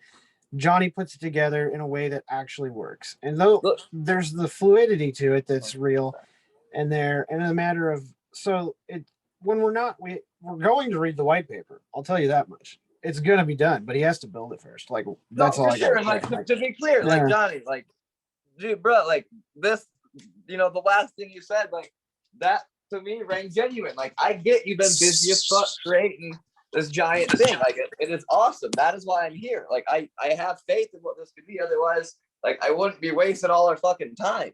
So, like, but yeah, like, bro, like, I'm with you. Like, absolutely. All I'm saying is, my issue was just not knowing that this, sorry, my phone's gonna die, so I'll be quick. I do agree though, that, like, you could get something accomplished. Like, in thinking about, you know, talking through the issues, you could, we could all agree that 3 to 5% could be a fair number for, you know, projects coming in to agree upon. Not to say that we agree to that tonight, but that could be the set number in the future that you could ask of projects per se. Yes, Nani, that was beautiful. Thank you for sending that. You're right, Damien. I don't know if you've seen what Xless is all about. Have you had a chance to take a look at what they're doing or what we're doing? Yeah, for sure. But just so you know, my phone, I'm at 1%, so I don't want you to think I'm like cutting out on you. No worries. I'm Thank you, man. right It's now. been a pleasure to have you here. I love sharing ideas and being able to discuss this. Yeah, but just so y'all know, we will give a set percent to charities and good causes, and 2 weeks is fine. You know, that to me, that's fair to read the white paper and let you know where we Yeah. stand. Of course. Well, I promise you, if we get on the same page, we can fuck shit up. I don't care if it's being recorded. For some good stuff. Be yourself, man. Honestly, I think that's what the whole point of these conversations are, because they're supposed to get hot for a reason, but we're supposed to be able to be here for a reason. And the goal of keeping composure, as Tyler always said, everything's comedic because, you know, everything's a joke. Like, No, for sure. Like, and I get amped up, but like, I'll ask Harley, bro. Like, we can just fucking hang out and talk shit. Like, I'd rather chill and talk shit and make fun of, you know, just laugh at stuff. But who else is gonna build a new world if we don't?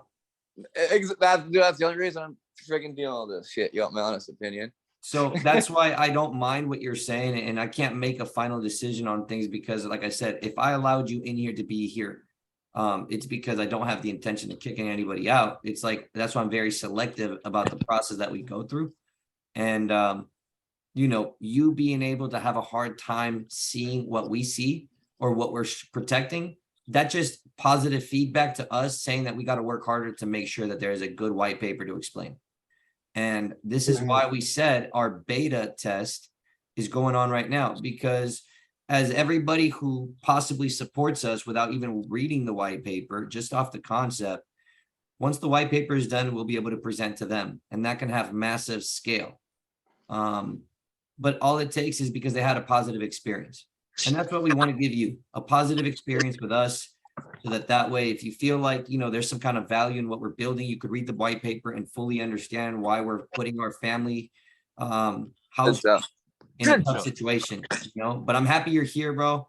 Seriously, does anybody have any thoughts before he goes away? I like you, man. Like, I really think your project is like rock star shit, and I think it's like a good connection. And I think if we do work together, it's gonna be super great. Like, that's totally. I don't want to see you leave, honestly. I just want you to understand what we see, exactly like Johnny said. I mean, that's about it. And yeah, it is definitely. It's like it's describing the whole freaking Yamaha ecosystem. So hard. So It's many like, people. why do you make guitars and four-wheelers? I don't know, but they're both badass. Look, exactly. And at the end of the day, the goal is simple. The donations that are made to Health Bank, that's really why we're asking for a percent. Didn't have a set amount, but we're just saying you decide. The donations, as I showed you on this while you're still here, and hopefully you can see it. I'm going to show it one more time so you can kind of see what's going to happen with the money. As you see here, it says $0 to $100, they get access to the health challenge. $100 to $9,000 to $1,000 donation, they get a free Codify Your Idea course, and they get the health challenge. If somebody donates over $1,000 to $5,000, they get access to the Codify Ideas health challenge, and they get their name on a plaque in a brand new park that we're going to open. If somebody donates over, $5,000 to $10,000, they're going to give a birthing grant to a family that needs help being able to go ahead and fund a natural birth. And if it's over $10,000, we'll be able to open a brand new calisthenics park with the name of the donor. And that way they can then have access to the health challenge for free. Does that kind of make sense? We lost him, but do you guys? Yeah, I think just lost him. Ah, Say That's cool. Tyler decides he wants to call it Biblybomp Park. Is that an option? Like, when it's named after you, is it flexible about the name that you would like to be represented as? yeah, my business is going to donate $10,000.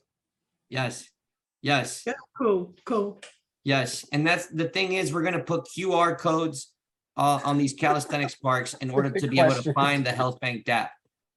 Nice. So if Bibliomps Park, is able to go ahead and get the world fit, and then there's a QR code that leads them back to making passive income, and then they could use it to become trainers.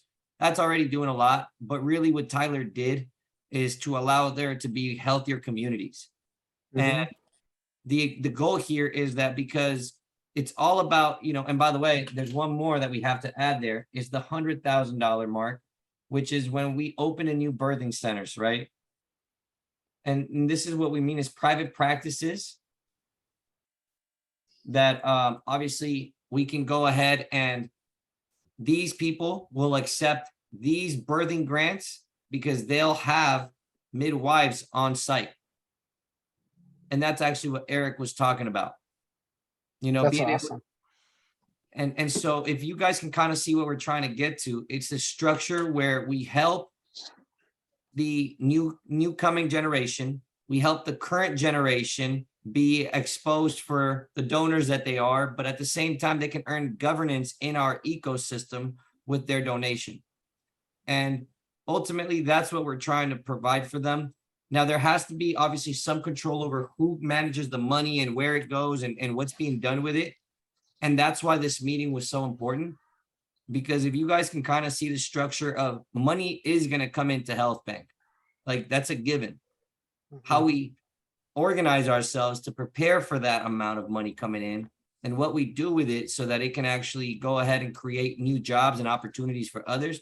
That's what we should be discussing. And obviously, if you guys kind of understand everything thus far, we can have another discussion if you guys are up for it next 2 weeks from now. But I have to get you guys this white paper. That is on me, and I truly understand it. It's been growing so much. I apologize. Don't be sorry, dude. It's not done yet. Like, it's not ready yet. As you can see, yeah, it's we have to add the X list process. I haven't even added it here. So to add X list and being able to add it, that's just like we were saying, the 10-year plan for the DAO is we've always kind of pursued it. Mhm.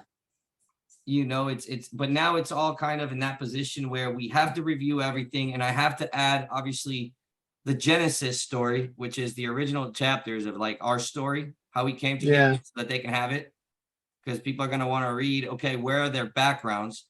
Then we go here to the complete decentralized ecosystem, and then we also have the other one, which is the quick stuff that I gave you guys today, just as a quick, you know, white paper that we have to add these into it so that that way they can understand, you know, layer 1 of governance, layer 2 of governance, what they can do, all those different things. Is there anything else that I might be overlooking that you guys feel like we should probably make sure that is on there? I would love to take some notes if you have some insights. One thing that's just come through, obviously not having read it yet, but from a strategic standpoint, that feedback loop, you know, you've got your plan and you work it through into action, and then you've got your performance and the outcome being feedback. So then you can readjust and you go back around, right? Say with let's go back to the park, and you've got the donations going through. People love to be able to have that transparency and being able to see, you know, where are the parks globally placed? What's the story behind those that are currently experiencing and using that park? And the human aspect to the donation. And I don't know if that's covered in your white paper, but it would be great to see something in there. Some people might want to call it transparency around their donations. Me, I kind of think let's make it real. Thank you for that. That's amazing. Donation transparency through sharing the stories of the users impacted by the parks or donations. Thank you. No, that's huge. And we do have at the moment more of the I have a cool idea. Holy mackerel. What if we minted an NFT of like the grand opening of the park with the same wallet the donation was transacted with? So it's like you can just straight up go to the NFT, click the wallet, you can actually see the money going to where that is about. That'd be a really cool way to track it. Just make a new wallet for each like park we set up. I love it. Don't forget that idea. I took it down. Make an NFT for the grand opening of each calisthenics park. But you said and birthing center. They both can do that. Birthing center and connect. Sorry, I'm trying to write as fast as I think. Connect. You said connect the donor to the NFT. And so is that basically saying that we're minting the NFT and the donor gets it like transferred, or are you saying that we make the NFT? What happens? I'm sorry, or maybe I got lost. It doesn't have to go to anyone.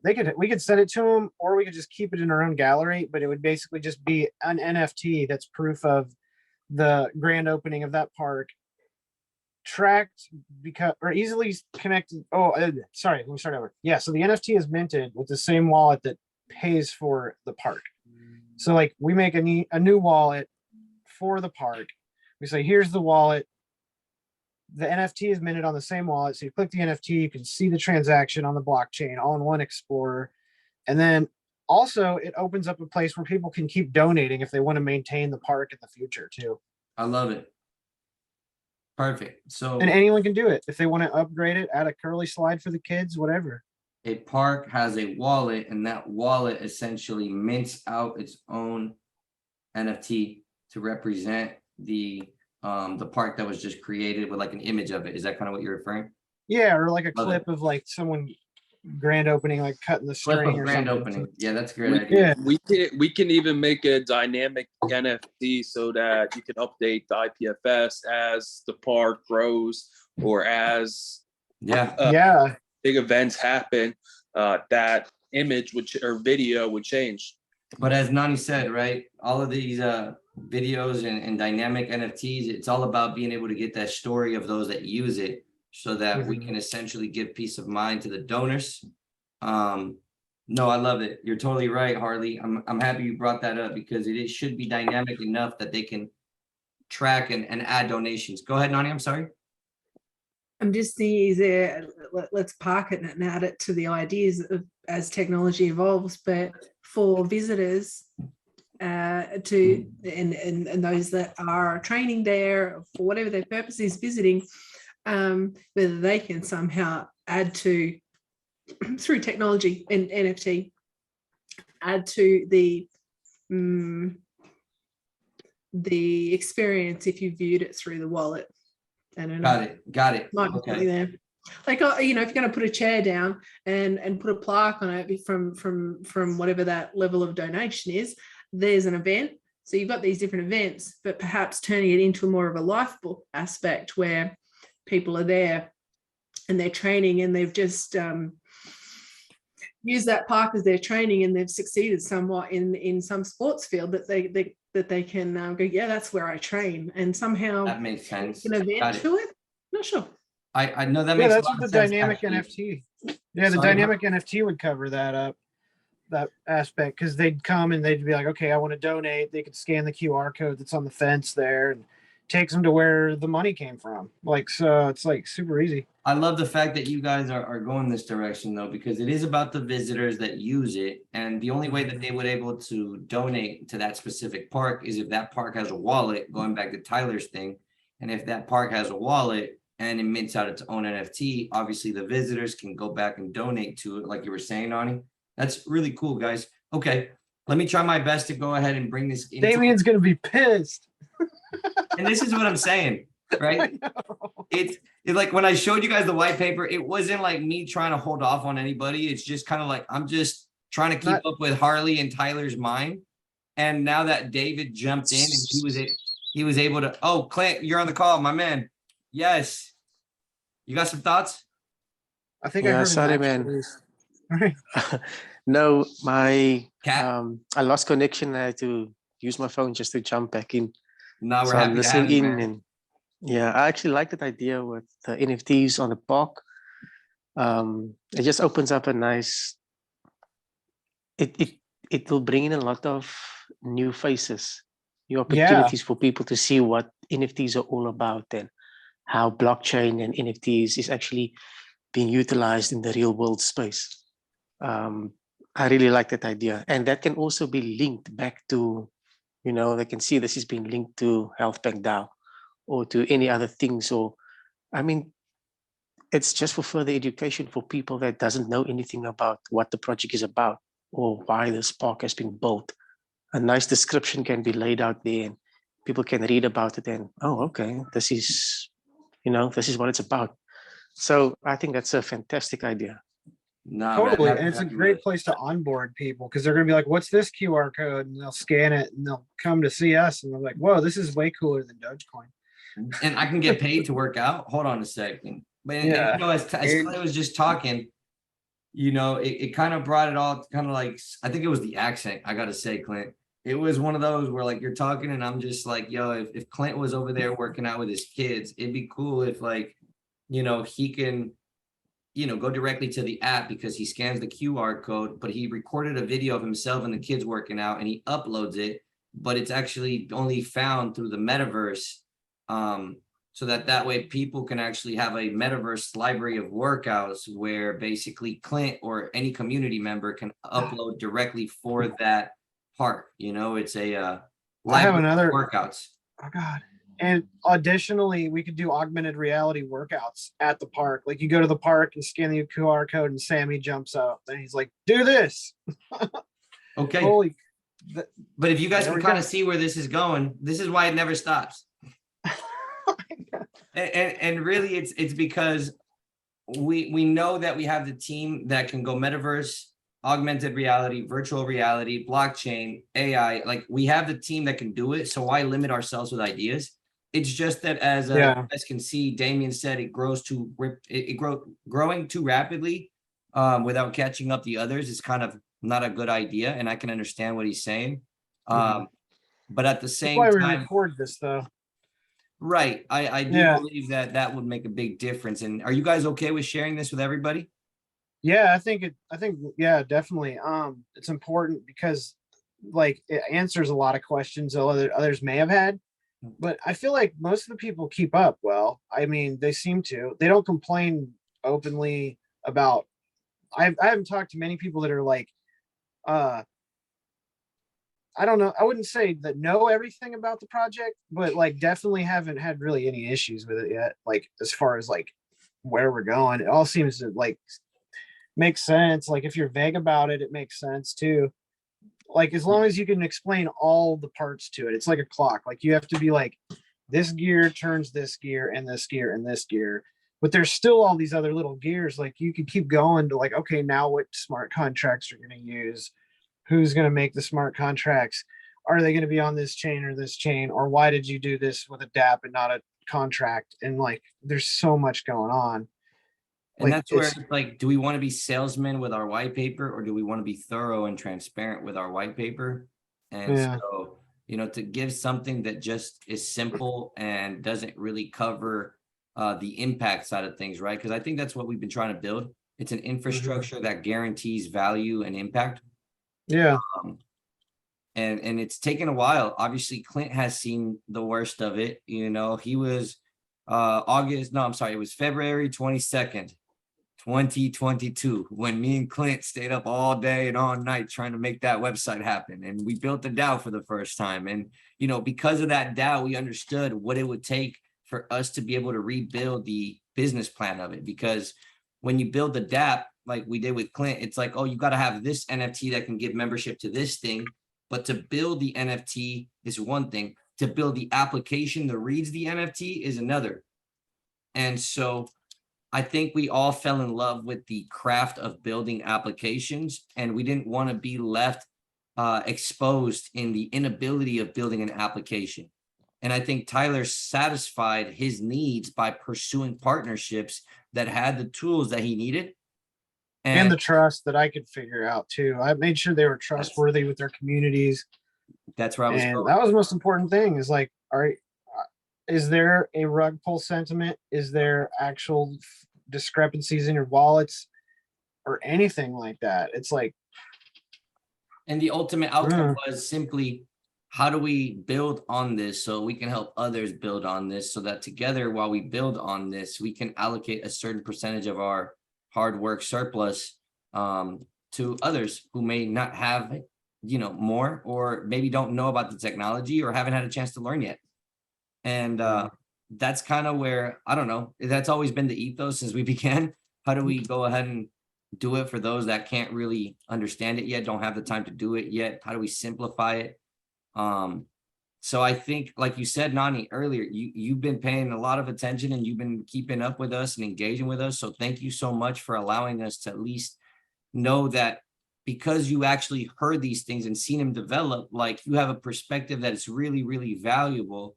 And as we've said, we've not asked 1 cent from anybody. We just said, who wants to hear us out as we try to build this and share their insight with us? Because if you give us your insight and you're true to what we're doing, who knows where we could all end up.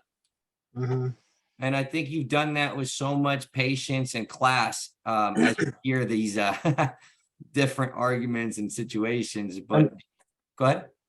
Oh, I was gonna say another thing is like, as far as Bibliomp's specific speed of acceleration with partnerships, it's only gonna hit a ceiling when I don't need any more tools. Like mostly what it is like, and I think I'm there right now. It's just a matter of time. Like the Gaming Alliance is covering practically all of the game, most likely, and there's all the resources I need for that. And then everything else is like just fun stuff on the side. Is like, how do I teach people the ecosystem? And there's only so many things. And like what Health Bank doesn't specifically do, like in the roadmap that's like current, is like covered by all these other things as far as navigating.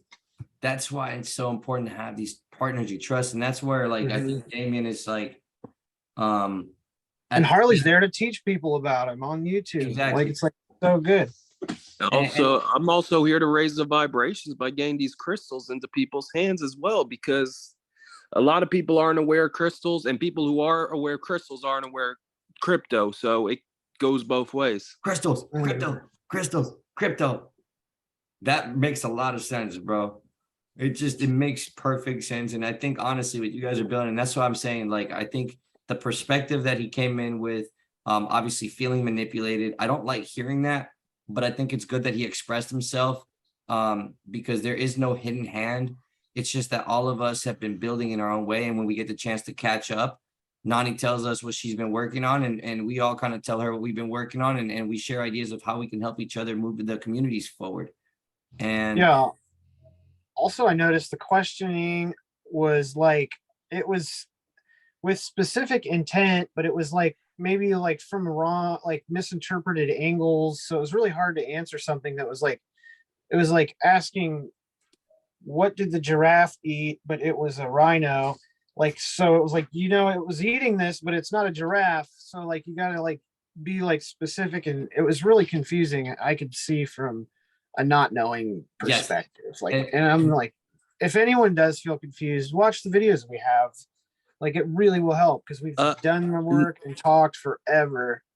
Another thing I think that would be really helpful for anybody that's new coming into the ecosystem is the Codify Your Idea course, because the whole blueprint of how Health Bank is created is in that course. So you're missing a huge portion of how this was built if you don't go through the course.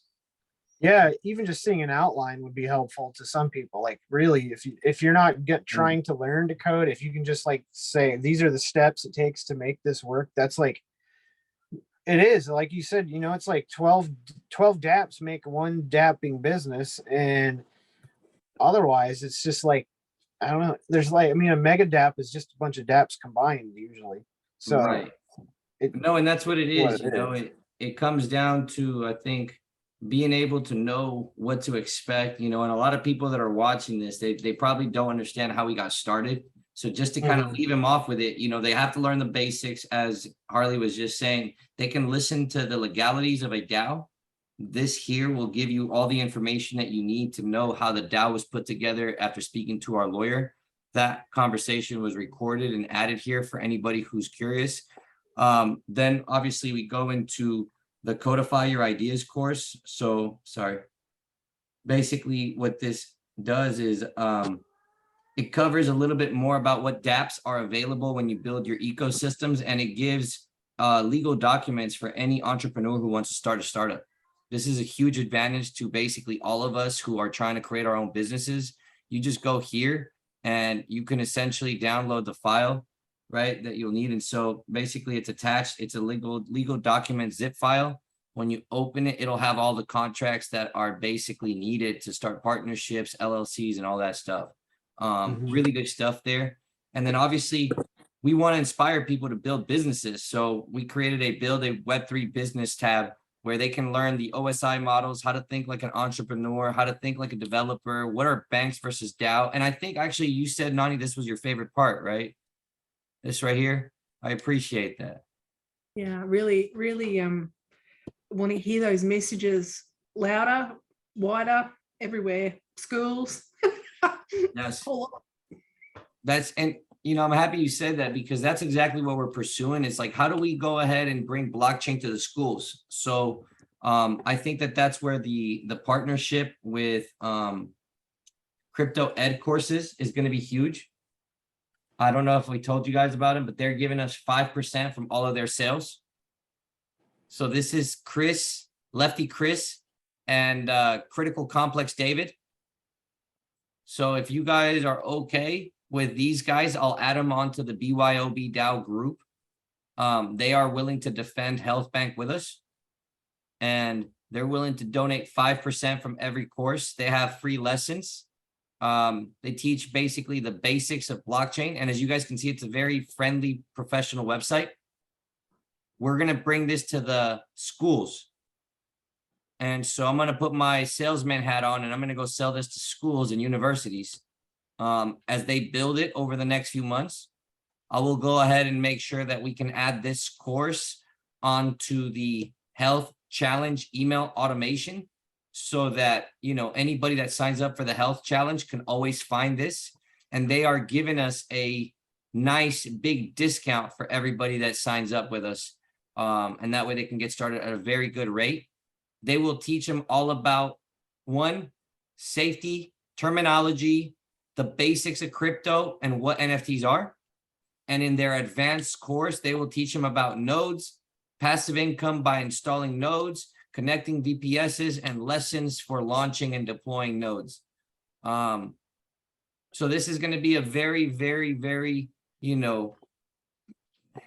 important part of what we're building, because it fills in that gap of I don't know and now I get it. So if you guys want more information on these guys, obviously I'm going to add them to the group if you guys are okay with that. That way they can get to know us Yes, better. yeah, no, definitely add them, please, Johnny. I would love to learn more about this also. My man, yes, sir, will do. And they're all about it, because they understand that we're here to help businesses or business owners with the codex. They're there to help the average person. I'm talking about like the high schooler. I'm talking about the adult that doesn't understand it. I'm talking about seniors who maybe need a PDF to look through it. That's who they're helping, and that's great. What we're doing at Codex is obviously giving them a playlist so that way they can build their own applications if they so wanted to. But as we keep going, it's the intention of how to create your own smart contract, and then how to deploy your own DAO.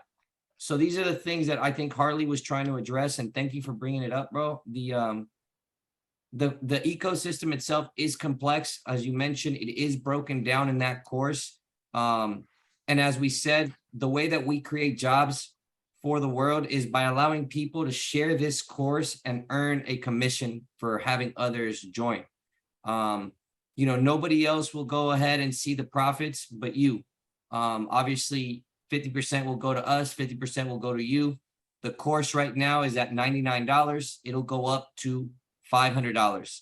So that way everybody that's in the ecosystem can start making some gains for being educated. And that to me was really important, that little by little, if you grow your community and share this course and give others a chance to get started, once they go through the course, they might reach out to Tyler, Harley, myself, or you, Nani, or Clint. And that's what we're looking for, that they feel comfortable to speak to us, engage with us, because they have the ground education. And ultimately, if they share that course with their community, they can make a little bit extra. But meeting rock stars like Harley and Tyler, who have ran their businesses from scratch, deployed it, built their community, and manage it on the blockchain, you can't put a price on that. And that's what I want to make sure that they understand. Do you guys have any final thoughts before we close off? Good question. One question. When are you going to put your Codex 3 NFTs back on the market? You saw I took them off, huh? Of course I did. About 6 days ago. I'm like, oi, what are you Yes. No, I appreciate you. I really kept going back and forth with, I shouldn't be on XDC. If a development company drops their NFTs on somebody else's platform, that means they're not good enough to develop their own. And therefore I wouldn't trust them. So what I'm doing is basically building it out from scratch so that we can have our own mint and stake application, so that users can go to our website, whatever we may choose it to be, mint from our website, stake on that website. And it's a decentralized application that governs that minted NFT. Nothing against XDC. It's just that because we chose to be in the software development agency industry, we kind of have to step up and produce, That's exactly. Like, that makes total sense. I felt really guilty just, let me make some quick money just because I can get up. That's not the idea that I want to give across. I want to give quality. Mm-hmm. I actually went to your Codex 3 website, and from there, the codex3.tech. Yes. I was looking like, where's the link to the, and I was under, I was like, NFT marketplace. How do I get across to XDC? So you've been thorough in redirecting, but should I was like, yes. One question. Thank you. No, at first, if I'm not mistaken, is it under is it education? Under DApps, NFT marketplace, and NFT collection, because I was coming at it from how do I get through the XDC Codex 3 collection, and you're coming at it from a developer standpoint. So it was just my this is huge feedback. Yeah, we put it under the services tab, because if somebody wanted to go ahead and pay for or acquire our services, this is where they would find the discount would be the VIP. But you're totally right. And we will definitely take a look at that. Thank you for that insight. The goal is definitely to have everything live. We have the hackathon starting on the 15th of October. What that means for the ecosystem and any community partner is that basically we're going to be able to start providing doxed developers and rankings for developers. And that to me is the big win here. Rankings for developers in the sense of who's a qualified developer, let's call them a level 3, versus who's someone that's just getting started, a level 1, versus who knows how to build a smart contract, level 0.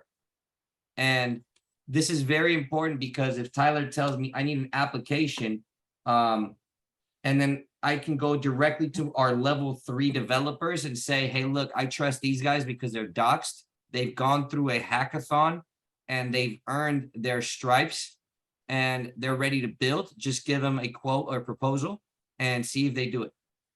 The ultimate goal is that these developers who are proficient at building code will be able to also write the documentation that's needed for someone like Tyler, yourself, Nani, Clint, Harley, to buy the code and have documentation they can follow to deploy the code.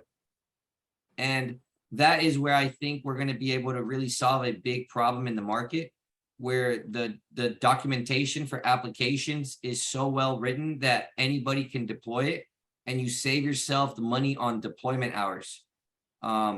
And that's important because then someone like yourself, Nani, can go ahead and say, hey, look, I have an idea. Let me go look for the code and buy the code. And the code itself, when you buy it, has a README file that has the proper documentation, and then you're able to deploy it. For people who maybe not so comfortable, they could also pay for the developer hours directly through that marketplace. And so that's kind of why Codex is building its own marketplace, because we're building our marketplace to satisfy a different function that what, Damien was trying to speak on. Damien was talking about Bazaar 3, and it's not to be dismissing the idea of Bazaar 3, but it's just not the priority to create a marketplace, because there are marketplaces.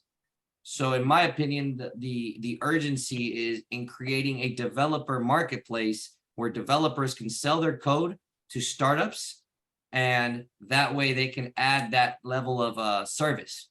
Here's my code. Do you want to hire me? Then you could pay me in USDT or Codex tokens.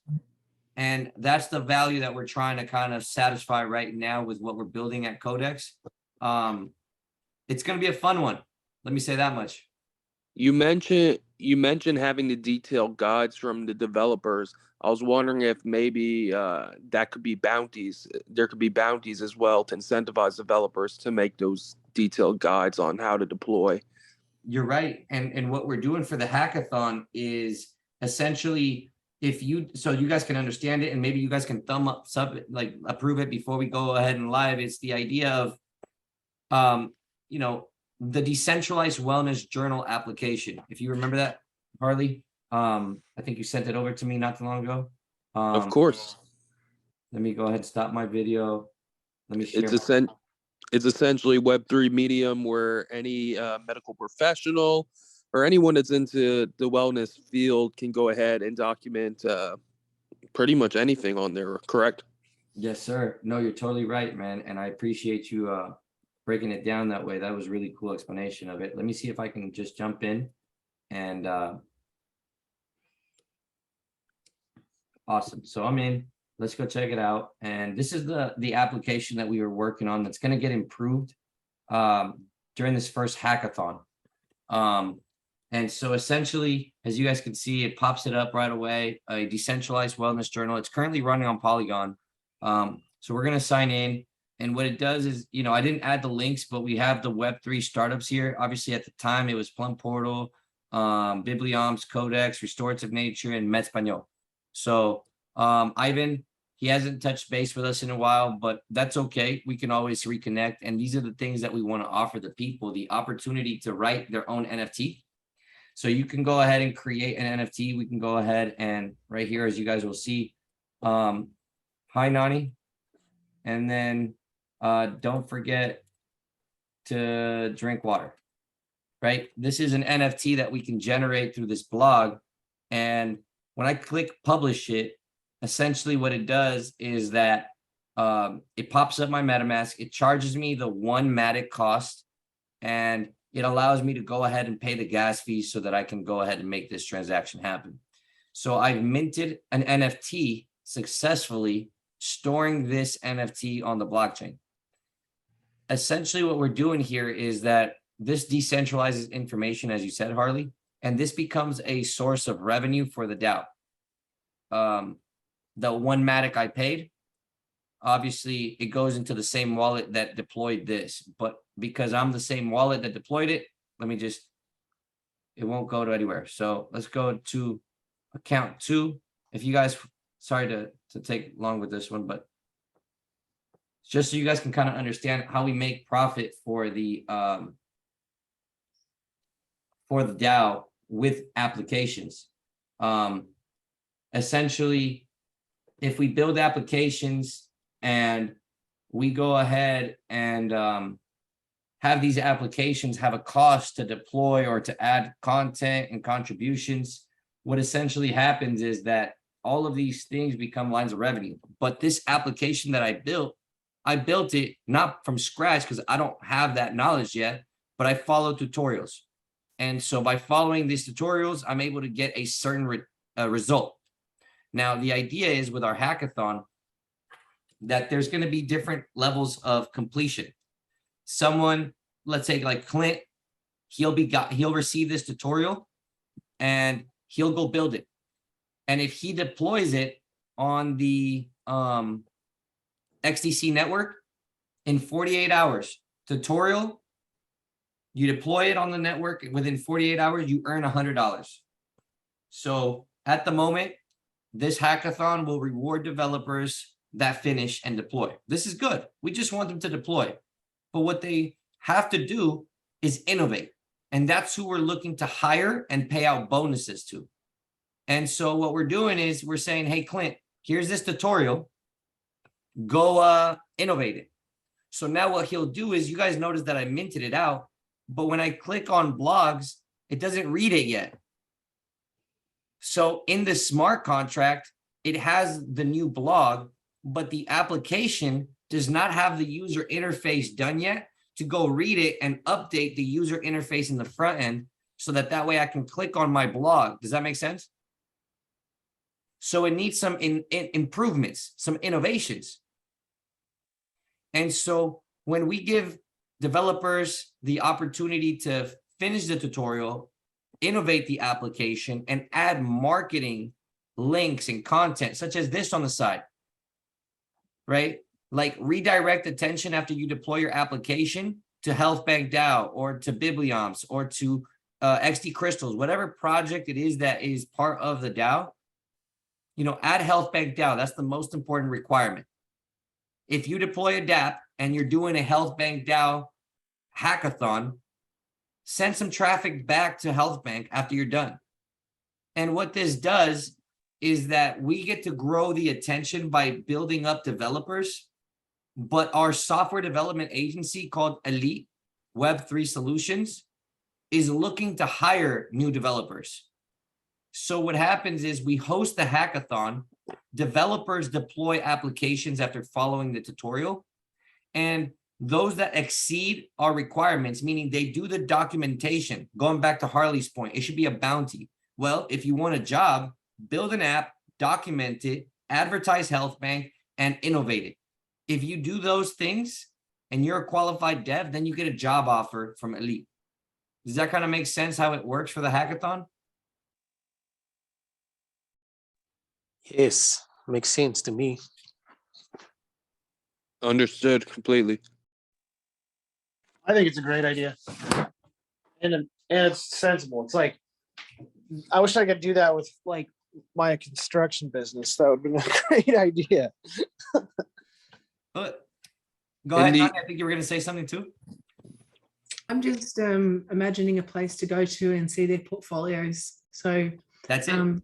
Participate in Health Bank, but also for that individual to take time and care in themselves on being able to share their achievements. Yes, because when they deploy it on their own personal website, they can tag that website and hyperlink it, and now they're growing their portfolio because of the hackathon. You're 100% right. And that's the role I think we want to play for these individuals, is that like there's a bunch of people like, oh, I know how to build a smart contract. I could do something. And then they're like, what do I do though? And then businesses like BYOB and XC Crystals are like, we need developers. They need to build apps. And they're saying, we know how to build smart contracts. So the gap in the middle is, can we give them a kind of like official setting where they can try to build applications?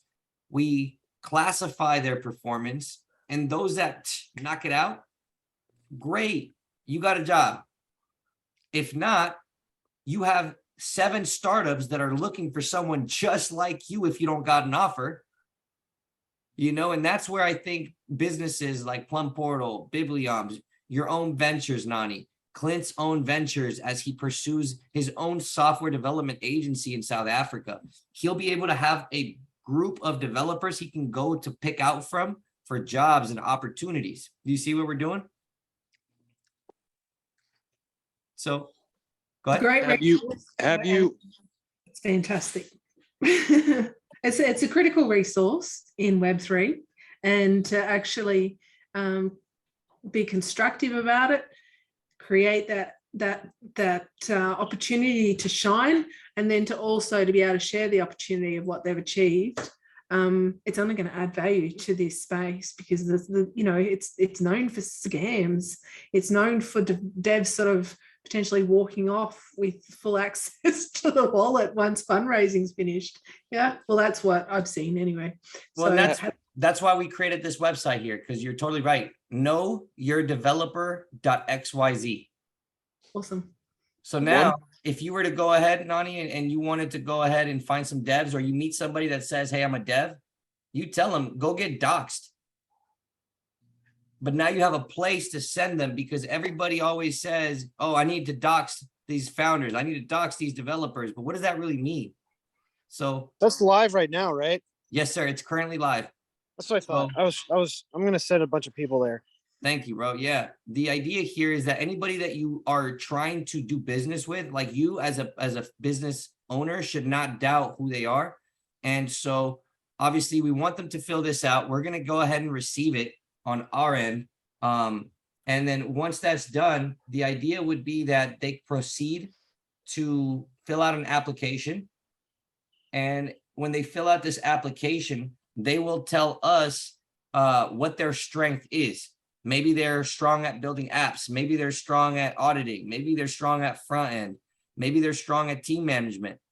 And so they pick their strengths so that when, like, let's say Harley comes to me and he's like, yo, I need a developer. And I'm like, what kind of developer? He's like, I need a front end. And I go look at my front end developers and I'm like, bro, I got 17 of them. Here's 3 ranked at level 3. Here's 5 at level 2. And then you make your choice.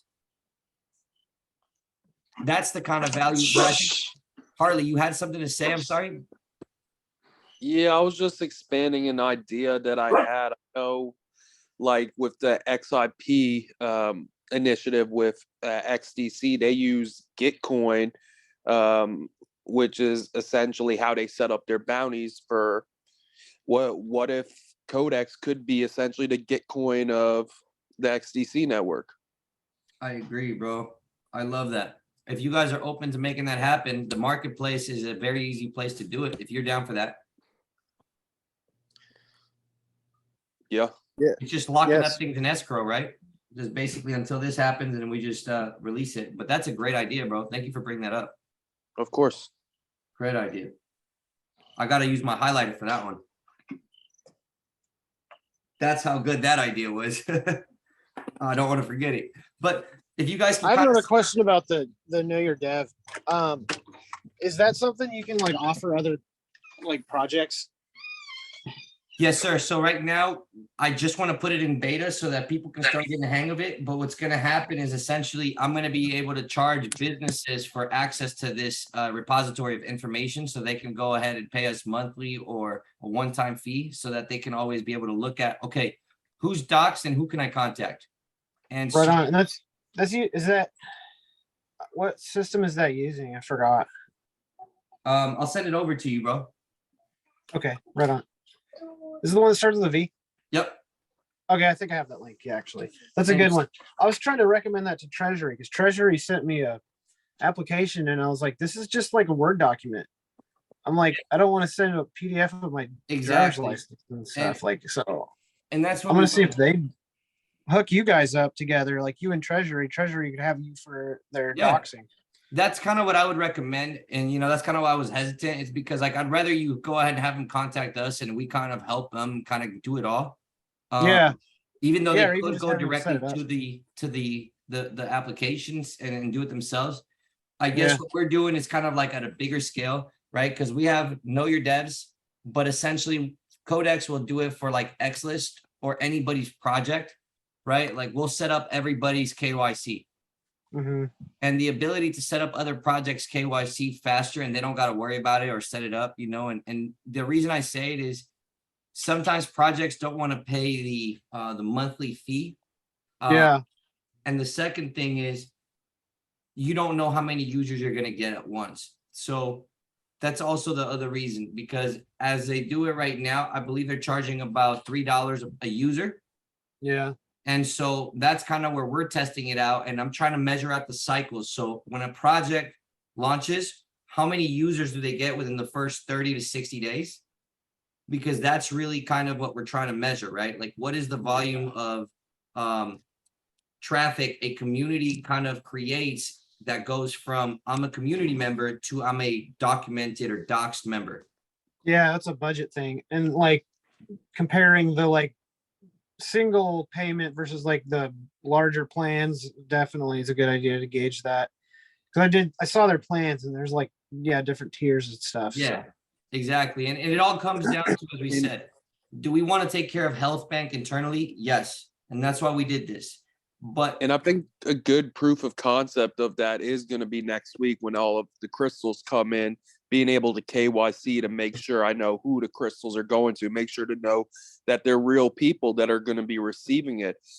Because I don't want to just send it out to a random address, even if they put in the form and then they could be like, oh, I never received them. Like it gives me a layer of security being a business owner that I know who I'm sending it to. They went ahead and went through that extra step to prove that they're a real person. They want to be a part of the ecosystem long term and that they trust me.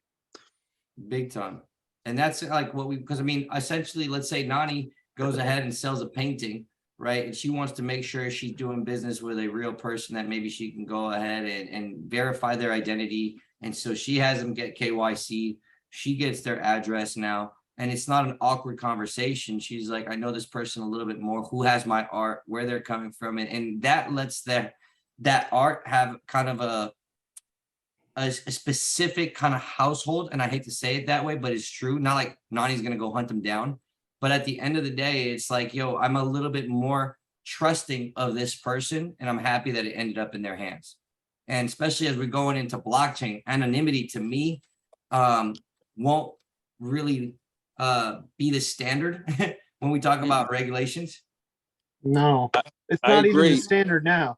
The only thing that's anonymous is like peer to peer. It's like you can't go and check someone's like BitTrue account and find their address, but you can like follow all their money until they get to that point. But like, yeah, like it's the trust level has to grow, like, so you know, like it's just not like right now it's chaos basically. Right. Like, and I'm like anti-government control, like, you know, but still it's like it's still something we need help with. Like I don't like even Twitter, like I still am like I don't like knowing this like random account, like it's their name or whatever. Are you connected to anything? Like you can find Bibliomp, you can find where to ship me hate mail in person. Like that's something we need more of with it when it comes to projects at the very least. And then like, yeah, like businesses, you're gonna have to be able to, like Harley said, ship your crystals somewhere. Who are you shipping it to? How you're gonna send me Bitcoin, but how do you know where it's going? And And it's already been started. Like gold, you can buy coins with Bitcoin or And- crypto. It's already gone. So And whenever the internet first started, like people would think you're crazy to make a transaction with your credit card over the internet. They'd be like, what the fuck are you doing putting it in? Now it's a standard normal thing. Everybody makes transactions over the internet. Everybody puts their address. Like people used to think that they would get sent some bullshit. Like it's just natural evolution. People are going to have to get more trusting, and the businesses are going to have to know who they're dealing with as well. Absolutely. And that's really where it comes down to, like when we look at the quality of the companies, right? Like if we look at what the when we were at the Apex conference, obviously I got a chance to talk to the developers who put this together, right? So Neats Wheats, I think is his name, and his team out in was it Denmark, bro, or was it I think I got it wrong. I'm not sure where he's located, but I know it is. Yeah, they're kind of like, I think, in the Siberian Peninsula, if I'm not mistaken. But the idea is this project uses this platform to verify all of their users. So they have all their users doing their KYC through this platform.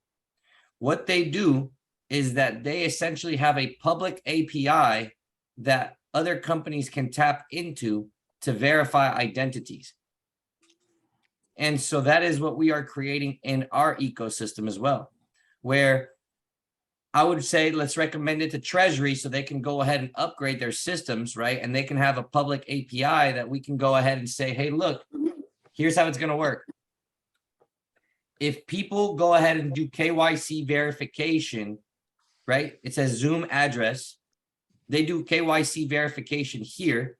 And we wanted to check out if this name and this address are the right people. Well, we go to the, here. I go to the Zoom public API and I make a query call to see if that wallet matches that same name, right? Like if anybody did their KYC with them, then that can go ahead and run this information obtained here, search query into their public API and double check. And this is how we start confirming that a wallet is a name. So we must have entities such as XList, Codex, Bibliops, XD Crystals, right? Because if I'm not mistaken, XD Crystals, you just did yours? Correct.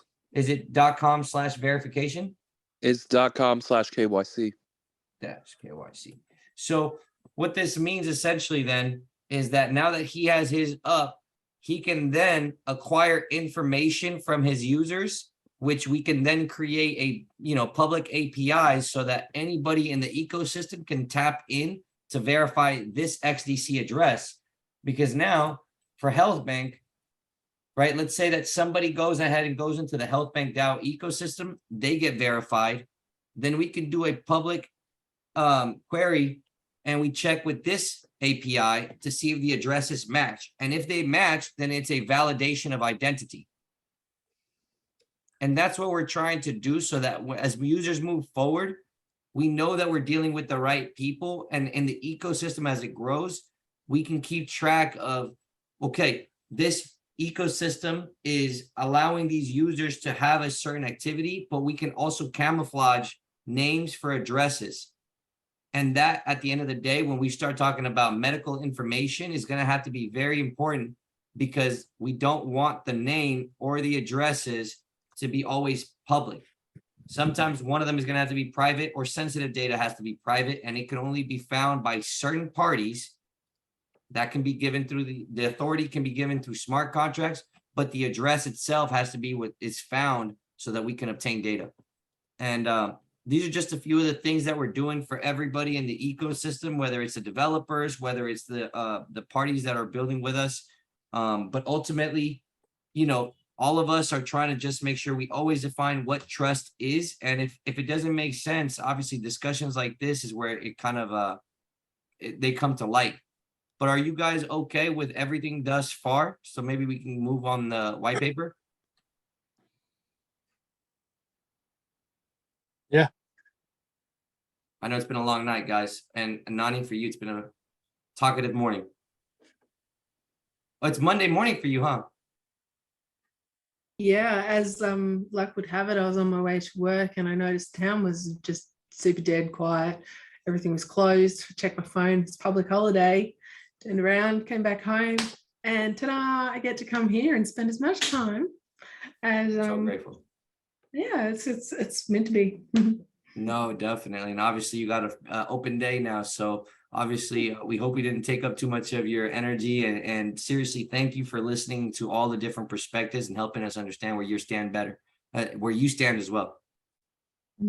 Yeah, it's good. It's been great. Tyler, Harley, Clint, you guys got anything? Well, for me, I was just gonna say, when it comes to KYC, you're right. We're still early in this, so we don't know where the regulations are going to go, but we'd rather be ahead of the regulations than have to lag behind. That's why in my ecosystem, yeah, you can get an NFT. It's still going to come with the rewards, but if you want the crystals shipped to you, you have to take that extra step to go ahead and KYC. It's so true, man. And I think it brings so much value and trust to what you're doing. I see a lot of people talking good things, and I see the volume increasing over there. It seems like you guys are obviously making some waves. Now it's just more of a matter of how do we go ahead and make sure that this first delivery goes smooth, man. So I'm super excited for what's coming. I have no doubt you're going to make it happen. Yeah, and I think I think as people do KYC, I think some people are going to be reluctant because it comes down to that trust factor that we spoke on so heavily in the beginning of this discussion. Because why should you trust us? And what have we done? But I think the results are going to speak for themselves as people start getting these crystals in their hands. They start posting the pictures. People are going to be like, okay, they're actually getting these crystals. They held up their end of the bargain. I think that's going to create a better relationship. That's right. It's proof of delivery. Go ahead, I Nani. think talking about private versus public too, when it comes to KYC, it's not just KYC. So some people might be very comfortable with providing their address and their personal details to receive a shipment because they do that currently on the internet. But it's another thing to consider that the existing approach of submitting your details into a business's database, and that business being the gatekeeper, safekeeper of that information, providing they don't get hacked. There's that, but then when we're talking about KYC and you can just go to a public space and, you know, whether it be Zoom or whoever the verification body is, and be able to find the name with the address, that's when people get really uncomfortable. Well, you know, will that make me a target for a home invasion to raid my bank, you know? So it's beyond trust. It's with the two parties, it's a bigger deal. Very good point. Yeah. Yeah, you're essentially obviously trusting the parties to be able to know a little bit more about you than the typical person. Obviously I'm very busy. I'm not going to go hunt anybody down, but the likelihood that the thought enters their brain is what we're trying to go ahead and alleviate. Tyler, you were going to say something? I'm sorry. Oh, I mean, I have been selling Ormus for like years now, and I KYC people because like through the Etsy or PayPal, it's like I have their name and their address and their email. Like people are used to that stuff. And as far as getting like hacked and stuff, like it's crypto. Like you can't get, if you're doing what we're telling you to do, you're not going to get it stolen from you. Ultimately, and also KYC can be anonymous too. KYC just means know this wallet has specific traits. Like you don't have to use KYC to have addresses. Say for a video game, I can be like KYC is anonymous player Gooseman, like, and he has these NFTs, and I know that Gooseman is his name. So like that's pretty anonymous, but it's also able to distinguish between what wallets have different traits or like access or etc. So like there's KYC doesn't have to always be like that. So no, it's definitely a point of at the way that we're using it right now, it's a way to acquire these new layers of trust that lets them say, hey, look, they're willing to ask this much of me. They must be operating under a certain type of caution for themselves. And if I want to really participate in this healthcare ecosystem, I understand that I just got to show who I am. And if they can show us who they are, down the road, all of these things will be protected because we are working towards that data chain, data wallet. And the idea here, by the way, since we're talking about that, would you prefer data chain, data wallet, or global ID? Just really quick. Data chain. Since we're working on XDC and we already established that rapport and that relationship with Kaze, I feel more comfortable at this time working with data chain. I do agree. I don't like global ID at all. I don't know why, but I just have this bad vibes from global ID. Something I feel certain. Clint, what do you think? I'm an XRPL project and I don't like it. It's everyone's on it. They're all like, you need your global ID to access this. Like, no. No. Well, let me be an Amish guy for once in crypto. Obviously, man. there's a lot more things that we could discuss, but if that's you guys' opinion, I'm down with that. Nani, do you have a thought? I hear global ID, and I think of what the government here are already bringing in through the tax file system, and making it mandatory for directors and of your equivalent LLCs. This global ID, it just doesn't. Just the name, man. It's WEFI. Yeah, it's WEFI. That's a great way to put it. It's definitely WEFI. That's fucking hilarious. I love it. I love that XDC guys, when they had the proposal to change the nodes, that they didn't even know the WEF talked about delegated proof of stake. They were like, I didn't know they talked about that. Like, that made me feel good. Whereas Ripple works with them. Yep. No. It's definitely plenty of opportunities there, man. But I think with what we've covered on this podcast today or this discussion, I think people that watch will obviously get a lot of value and understanding of the developments and where we stand and what's coming. I know for myself, 11/11 is a big day for having not only the initial batch of signups be finishing up. We're also going to be doing kind of the releasing of the white papers really soon, as well as obviously everything else that's coming with the codex, obviously the hackathon.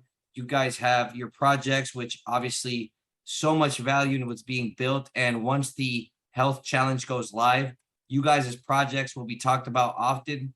Nani, I would love to be able to get emails out that redirect attention to your business as well. So if you could please just kind of keep us in mind and maybe put together an email or two that we could add to the email series, I think that would be tremendous value that we could add and redirect attention. You guys good with everything? Sorry, Nani, go ahead. No, go ahead. As soon as I get ducks in a row on the legal entity side of things, yeah, I'll show up in that way. Yes, please. All you got to do is just write that email, whatever you want us to say to the public. Just imagine it's coming from your inbox. Speak with your heart, and obviously we'll copy paste and add it to the email automation, and then everybody should get your message and see your links. I know Tyler has already done that. Harley, you as well, if you could, please. Yes, I will get on that ASAP. It's awesome to at least have some kind of things to talk about besides health, you know? It's like, look at this project, now health. Look at this project, more health info. Look at this project, more health. That's how it's going to go. All right, guys. Well, I haven't seen my wife all day. I think it's about that time. Tyler, you stepped away the whole night. I appreciate you being able to join us. Nani, seriously. You took one for the team. Yeah, well, we had to address today. That was a big one. Exactly. Clint, thank you so much for waking up at 1 a.m. in the morning. It is now 3 a.m., I would imagine. Oh, man. Yeah, I know. Definitely. Indeed, it's 3 a.m. and I'm sitting here in the dark. Wow. Yeah. But it's good. By the way, Clint, since you're on here, I would like to make sure that everybody knows that you've been putting in the hard work to be able to build a decentralized autonomous organization application.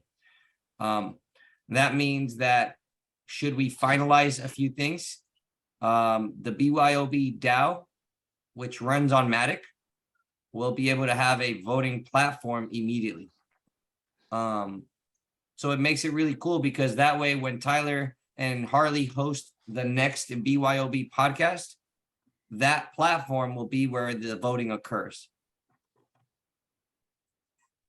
Is that about Oh right? no, that's that's cool with me. When will that take place?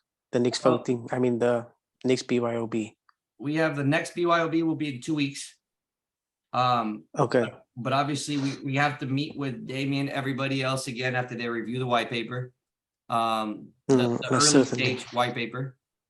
And then what we would be expecting is that we have another meeting in 2 weeks where maybe that's when we can have our first voting session. And it seems like maybe from what I understood, maybe Damien's Plum Portal and Dana's Plum Portal, they could be maybe the first project that we vote on to see if they're prepared, if everybody wants to bring them on. Is that kind of what you guys understood? Is what? I'm sorry, I missed the first. I don't know how I missed it. No worries. From what Yeah. I understood was that Damien wasn't too sure for Plum Portal whether they were going to join or not. So what I was thinking is maybe what we could do is set them up for like 4 weeks out. We'll have them come on and they could pitch to us their project at the BYOB podcast.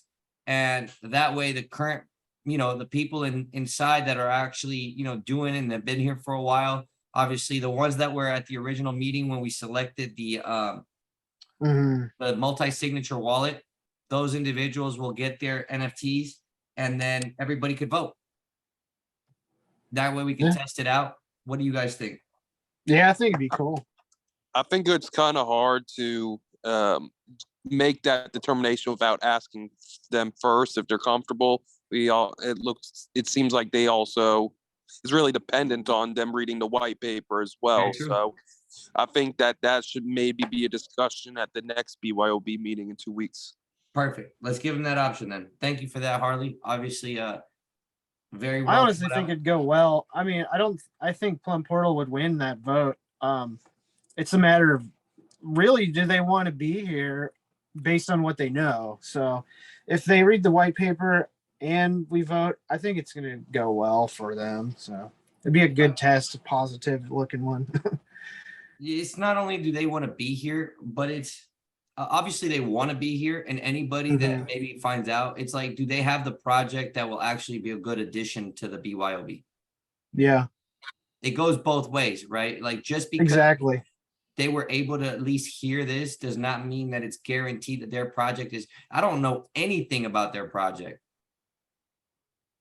Well, it's from my perspective, there's like, I mean, the passive income's like one of the perks of it, but it's like essentially a merchandise slash like it's sort of a launch pad, I believe, for like artists. Like it's an NFT sort of artist and like merchandise kind of like hub, basically. That's as far as I've understood the culture credits. That's what I get. But Yeah. I would love to see them pitch it because obviously they're willing to criticize the hell out of our ecosystem.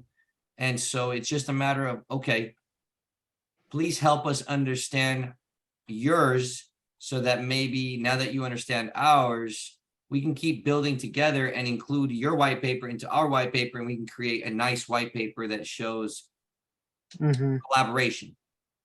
Yeah.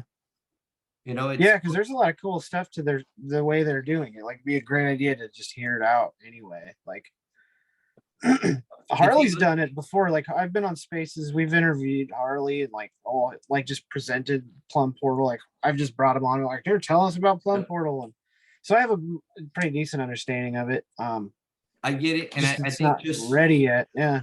that's what I was going. I think just the same way where his mind changed when he saw that there is documentation. Documentation is everything, right? So it's kind of tough to say anything else on that. But Harley, thank you for bringing it up that maybe we should present it in 2 weeks and let them know, hey, look, would you like to be the first official voting or pitch for the BYOB?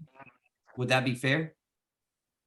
Yeah, I think it would give them a great platform. It sounds like there's new developments on there that I'm not aware of. So I'd love to get caught up as well. So I think it'll be awesome to hear what they got going on, since they gave us the time to talk about Yeah. what we got going on today. Big time. Nani, you got some thoughts? I see you're about to say something. Just one word. It's an invitation. Say that again. It's an invitation. That's what we were talking about. We're extending an invitation. Well, and then the choice is still there. Yeah. Big time. No, you're totally right. We will definitely extend the invitation, obviously. I hope that we can catch up again in 2 weeks, guys. Feel free to reach out anytime in between. I know we'll be talking, boys. Clint, I know we'll be talking real soon. Sorry that we woke you up. But it seems like we got a lot done today, and I really can't thank you guys for being on here with us. And whoever's watching, hopefully you got a chance to learn a little bit more about what's going on with Health Bank. And yeah, join the decentralized health organization if you get a chance. It'd be awesome to see you there. And if you see any commas in the wrong spot in the white paper, make sure to tell Johnny. Oh boy. I'm gonna make sure I get some rest before I continue that one. But tonight, guys, has been amazing. Nani, have a great start to your week. Clint, I hope you can get some rest. Harley, thank you. Tyler, enjoy the family. We'll talk soon, Definitely. guys. Good night.